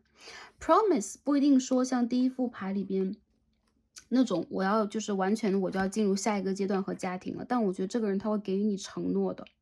这个承诺我觉得是有含金量啊，就是不是那种，OK，我现在觉得你好可爱，我好爱你，然后我现在要对你进行承诺，对我未来会给你很多很多，我们在未来一定会怎么怎么样。相反，我觉得他的承诺应该是落地有声的，而且是有行动的，而且他有可能会为了你进行某一种改变，甚至是调整，比如说调整他的物理、地理的环境，调整他整个的一个状态，或者说调整他在事业和人生当中的某一个风向，为了跟你配合和互动。我觉得这个人他其实对待你既有行动，又有对，又有这个情感方面的这个连接。他对你，我觉得并不是在就是真实的生活里边，比如说我想去，对，我因为你这个人很适合我，或者说我觉得我和你之间应该是可以往下进展的，才去开始这个感情的。我觉得他对你很多很多的好和能量都没来由。就是来治愈你的一个人，所以这么简单啊，宇宙就是把这一个人配对到你身边，你们两个的能量其实是会给予彼此帮助的，所以这不是单方向的。但我觉得其实在生活里边，更多的时候，他是一个愿意付出和奉献的人啦。还有就是他有可能会理解和体会到你需要他的点在哪里，因此他有可能在这个感情之路上，更多的时候，特别是前期进入你生活的这个状态下，他愿意去成为一个付出者。我觉得他显化你的关系的原因是，他的灵性啊，他的这个高我在指引他往你的方向去走，所以一切也是没有自主意识，或者说他自己有可能是想要去寻找这个人，没错啦，但他不一定知道这个人是谁，在何方，而你们两个的相遇，有可能是因为他自己主动的一些改变，他有可能会啊，在跟你刚认识的时候就蛮想搭讪的，然后蛮想知道你在干什么的，他有可能对你就莫名其妙牵肠挂肚的，那有可能他在你的生活里边就经常，我们就是说打引号的指手画脚等等啊。为什么？因为他很担心你，他有可能会觉得你就是需要他在你身边了。有点小自恋啊。但我觉得有的时候啊，在情感当中。有这样的一种人，他会觉得就是会乐此不疲的去关注你，然后去在你面前展现自己，甚至他会有很多炫技的这种状态啊。炫技，比如说他会展现出自己的某一种优势啊，对，有可能在你不会一些事情或需要了解一些事情的时候啊，给了他一些空间，然后他有可能会给你变出很多奇迹或者说惊喜啊，这个 surprise 一定是会有的。所以我觉得是一段很可爱的感情，就蛮像是你们两个人也是，感觉蛮两小无猜的一段感情。这个相遇不得不说啊，这张卡牌蛮吸引我的注意的。你们的相遇是约定好的，你们的相遇是被这个宇宙 set up 好的，所以它不是一个随机的相遇。再者就是你们在看见彼此的时候，总会有一种啊，即便是初遇，也有一种重逢的感觉，然后非常的神奇。还有就是这张牌在其他大众占卜当中，每一次遇见总是会看到是因为是灵魂伴侣，要么就是 twin flame。所以我觉得，如果你生活当中现在你也在等待和吸引这个人的话，你们两个人也是互相的显化，对吧？你们的显化能量，我觉得还是蛮强的，特别是在今年的，就是说春天来临之后啊，北半球的春天来临之后，我觉得这个人他很有趣啊，他这个人很幽默，然后很有趣，很有就是很多变化，还有就是他是一个会让你的生活当中充满快乐和欢笑的人，他不会给你带来那种压抑的低频率的，或者说虐恋的能量，让你觉得很纠结。相反，他会给你天上这个乌云擦干净啊，你赶走擦干净，然后让你的天空出现阳光，出现雨露，出现新的月亮，也或者说像是彩虹等等这样的一个能量。我觉得这个人他的能量让我感觉到很 fresh。好，我们看一下这是一段什么样的相处啊？当然，刚刚我们也有进行了一些叙述啊。看看你们的这个感情是什么样的一段感情。Five of Pentacles， 金币5号，很多的金币。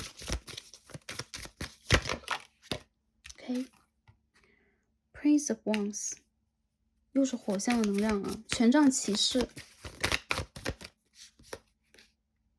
Ace of Pentacles。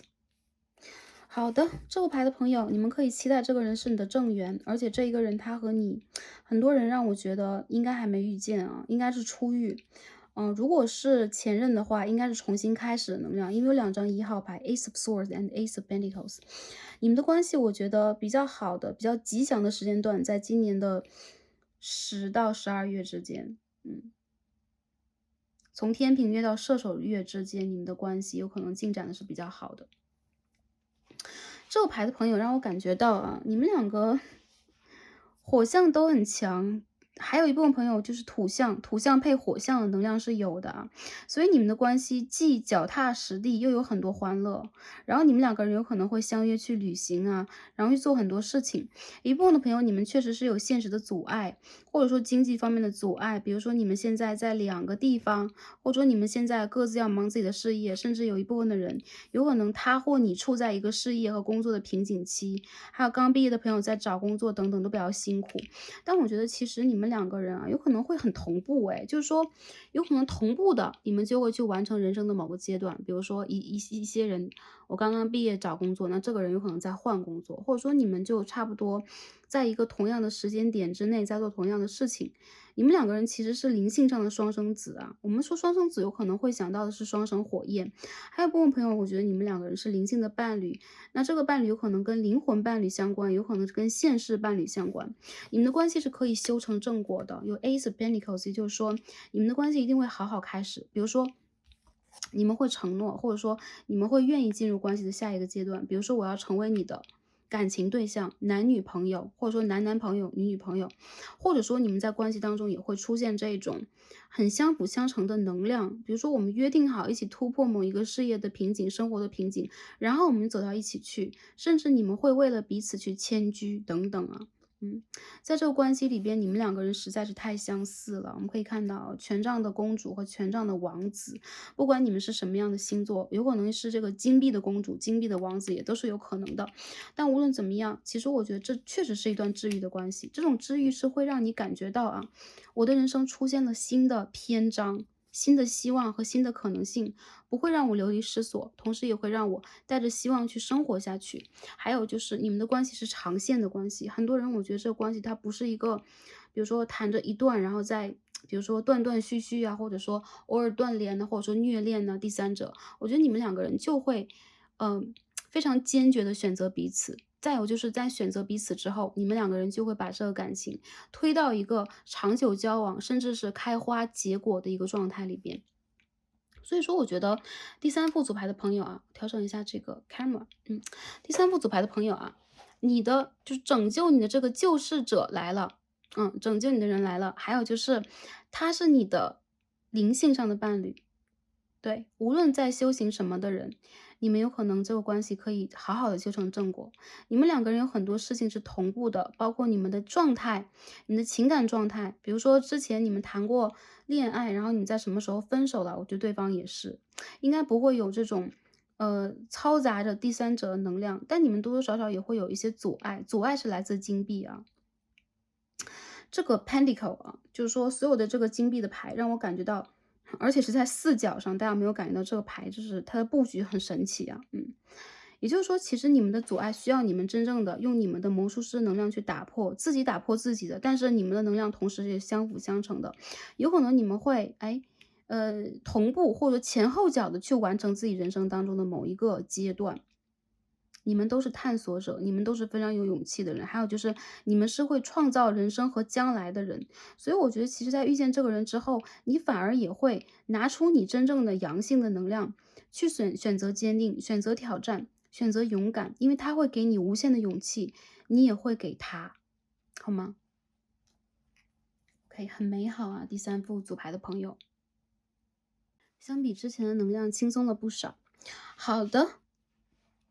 ，OK，所以第三副组牌的朋友啊，你们准备好了吗？命运的相遇啊，命运的相遇马上就要来了。如果这个人已经在你的生活当中了，好好往前去修行。你们的困难、你们的问题、你想要的答案和你想要的承诺，这个人都会给你。我觉得，如果这个人他是对的人的话，他一定不会让你就是说承受风雨的，就是说暴击啊，或者说让你感觉孤单呢，让你感觉寂寞。他是一个有能量的人，所以他会把能量也释放给你。同时你也在用同样的方式在给予他很多很多。你们两个的感情是互相给予来的，所以我觉得这是一段健康的关系，平衡的关系，好吧？嗯，好的。那这号牌的朋友，你们的能量让我感觉很顺，所以我们解读到这里。关于这个人的讯息啊，首先他身上的火土比较强，还有双鱼的能量比较强。第一点是这个，第二点就是时间点上来讲，你们会在今年的年尾。如果未来再看这个牌的朋友，你们要在6个月到8个月之后，遇见这一个人。如果他是新人的话，如果你们要进入下一个阶段或突破现在的一些问题的话，也有可能要在那个时间段。那个时间段一旦来临，我觉得你们两个的开始，Ace of Pentacles，它其实是一个落定啊，关系的落定，甚至一部分的朋友有可能你们会选择，比如说，嗯，办理结婚的手续啊，或者说你们会选择落定下来，比如说在地理位置上，或者说未来人生选择上，总之是一种落定的能量，对。还有就是我们可以补充一些讯息啊，这个人让我觉得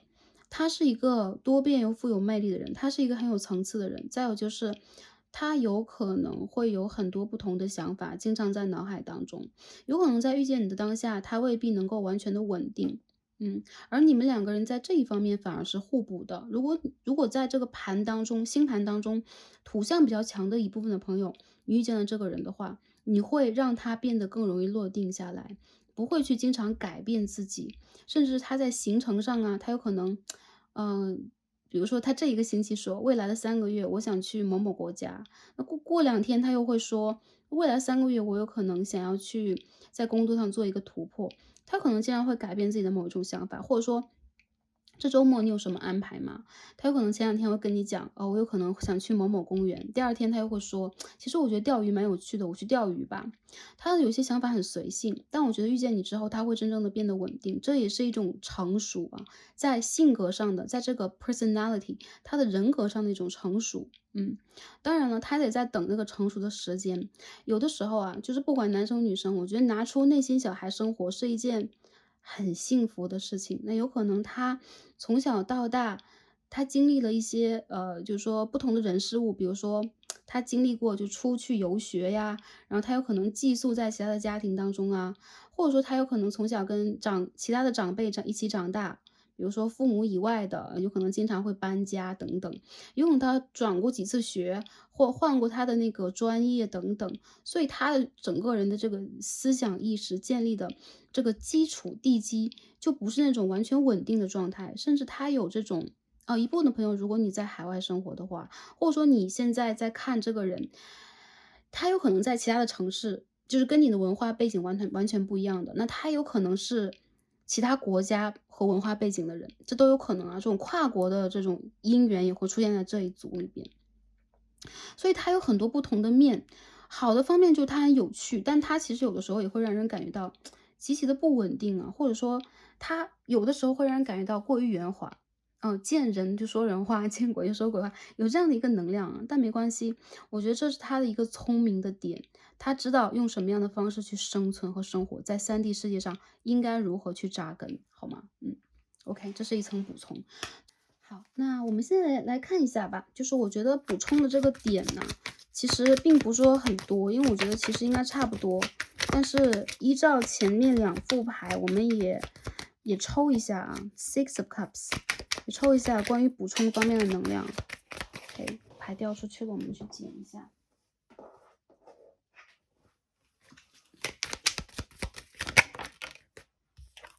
OK，这个人现在有可能还在从事这个，比如说他还在学校当中，或者他还在从事某一方面的钻研呐、精修啊。然后我觉得这个人他有可能工作和社会地位还不错，在某一个组织当中工作，或者说从事教职工作的。这个人周围有可能有很多小孩子，还有就是我感觉到这个人他有可能会在9、10月份啊，真正的出现在你的世界当中，这也是第2层能量。再者就是我觉得这个人他自己的职业理想还是蛮高的。我感觉他其实现在有可能也在做一些选择，就在他内心深处啊，在他深深的内心深处，他有可能在做自己人生当中的某种规划和选择，但他不想跟任何人去探讨这个问题。我觉得这个人他其实是那种聪明、外向，同时他会把自己的野心、欲望，还有他人生的大规划都隐藏在他真正的内心深处的人，他不会去 share 这些东西。我觉得这个人他是那种就是说闷声干大事的人啊，有可能在他的职业和经济方面也会有很大的重大的改变，这都是往好的方向去改变，好吗？OK，如果这个人他再去办理一些移民啦，或者说一些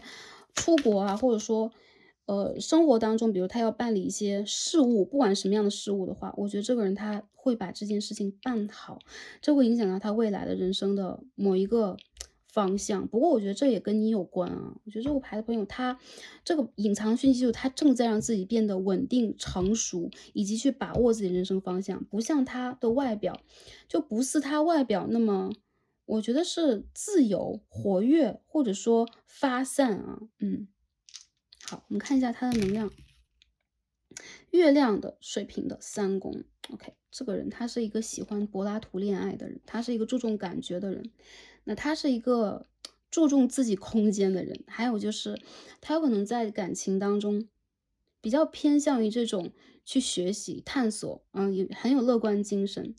但我觉得他其实在内心里边跟他的原生家庭啊，包括很多朋友的连结度都并不是很强，有可能他朋友多，但是交往的不深。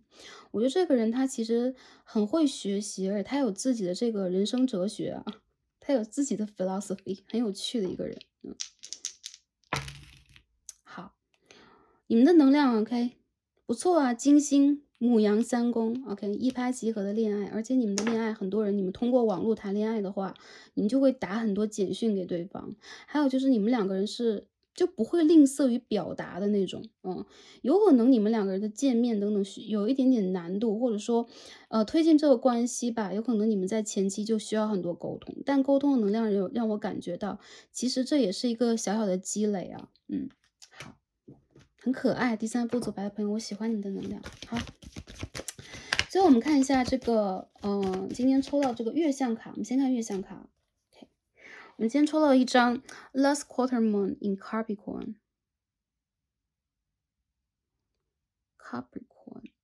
我觉得这牌的朋友啊，你们抽到的是这个3/4月在摩羯啊。Leave the past behind，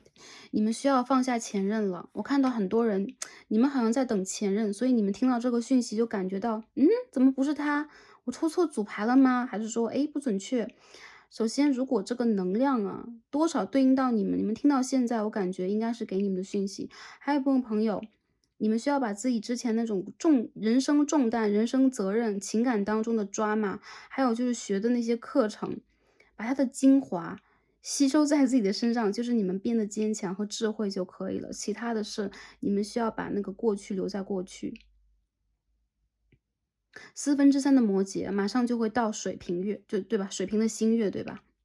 也就是说你们会在就是说新月到来的时候，真正的吸收到新的能量，得到你们想要的承诺。但我觉得这个承诺有可能跟你的过去不挂钩，或者说你需要先放下过去，成为一个新的自己，那个人才会以新的状态来到你的人生当中。无论如何，你需要去 release 掉旧的能量，好吗？这是这个牌给你的。很多的朋友，你们要在每个星期3的时候，给自己一些时间去冥想。对，你们需要绿色的水晶，你们需要多接触自然和大地了，因为你们的心轮有点闭锁。而这个人，我觉得他的能量都很开，他的能量我觉得都很稳。还有就是他会帮你打开心轮，但是我们不能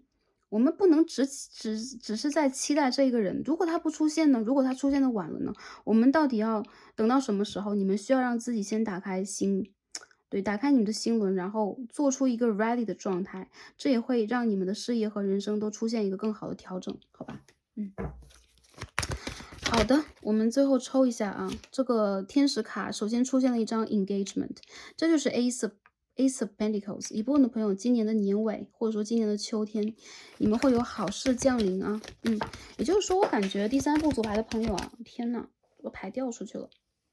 稍等一下。Express your love，出现了一张表达你的爱，也就是说，如果你们感觉，哎，很多时候你们对爱情讳莫如深呐、你们讲不出来很多呀，起码你们可以给一些表达和回馈啊，还有就是 finance and career，也就是说，你们现在的事业和你们现在的这个经济方面的一些 issue 会影响到。当然了，这个牌当中的这个金币的牌也是我们刚刚所提到的，确实整理我们的这个经济，整理我们的理财，也整理我们的事业，就是打起精神来把这些问题解决。还有就是把之前的感情和事业当中的挫折，也包括你们原生家庭和感情当中的恐惧 release 掉。我用什么样的方式？摩羯的方式是去 review，把这些事情重新看一遍，找准它当中解决问题的重点，还有得到这个课程当中真正的精华，然后我们就可以往前走了。我们可以看到一个人，他的背影啊，正在往前去走，走向那宽阔的大地啊，前面都是水晶石和美丽的山峦。所以说，这副牌的朋友，你们需要让自己再往前移动几步，用你们以往的方式。一部分的朋友，我看到你们确实是有摩羯和水瓶能量出现了，那你们的土星有可能回归了，或你们的土星现在处在一个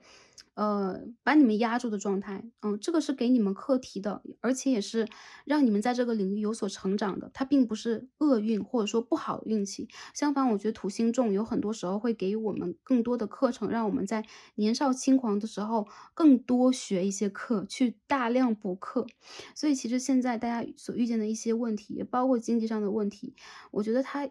有可能是另外一种幸运啊。虽然说不能这样去讲，但是我觉得大家需要让自己出现一些比较积极的和正向的能量。去整理好你们的过往，包括情感上，包括事业上。最近你们多 focus 在自己的事业上吧，这个人有可能在你们的工作场所当中出现啊，新的也有可能，新的工作场所也有可能，或者说这个人他是一个工作场所当中来的新人，这也是有可能的。但不管用什么样的一个状态，我觉得这个人他会自己去显化，他会自己的用他的方式来到你的生活当中，而你需要去做的真的是调整好自己，也学会去表达。这个人他跟你会出现契约关系啊，这个 promise and engagement，也就是你们的关系会顺利的进展并升到下一个 level，你的爱情关系有可能会往一个更高的方向去发展。比如说，我们要一生一世在一起吗？我们要一直往前走吗？我们要不要深入彼此的生活，见见朋友和家人等等，有可能都会发生。所以我觉得啊，第三副组牌的朋友，你们的感情，你们的这个下一个人真的很值得期待。那在这个阶段里边，也希望你们可以照顾好自己，然后可以稳定好你们自己的能量，度过最近的一个阶段的课题。然后祝福你们的人生是开心、平安、幸福的，并且在人生当中也找到感情当中的这个对的答案。宇宙在保护和祝福着你们。那今天我们就读到这里了，感恩大家今天的观看，让我们下期再见吧，拜拜。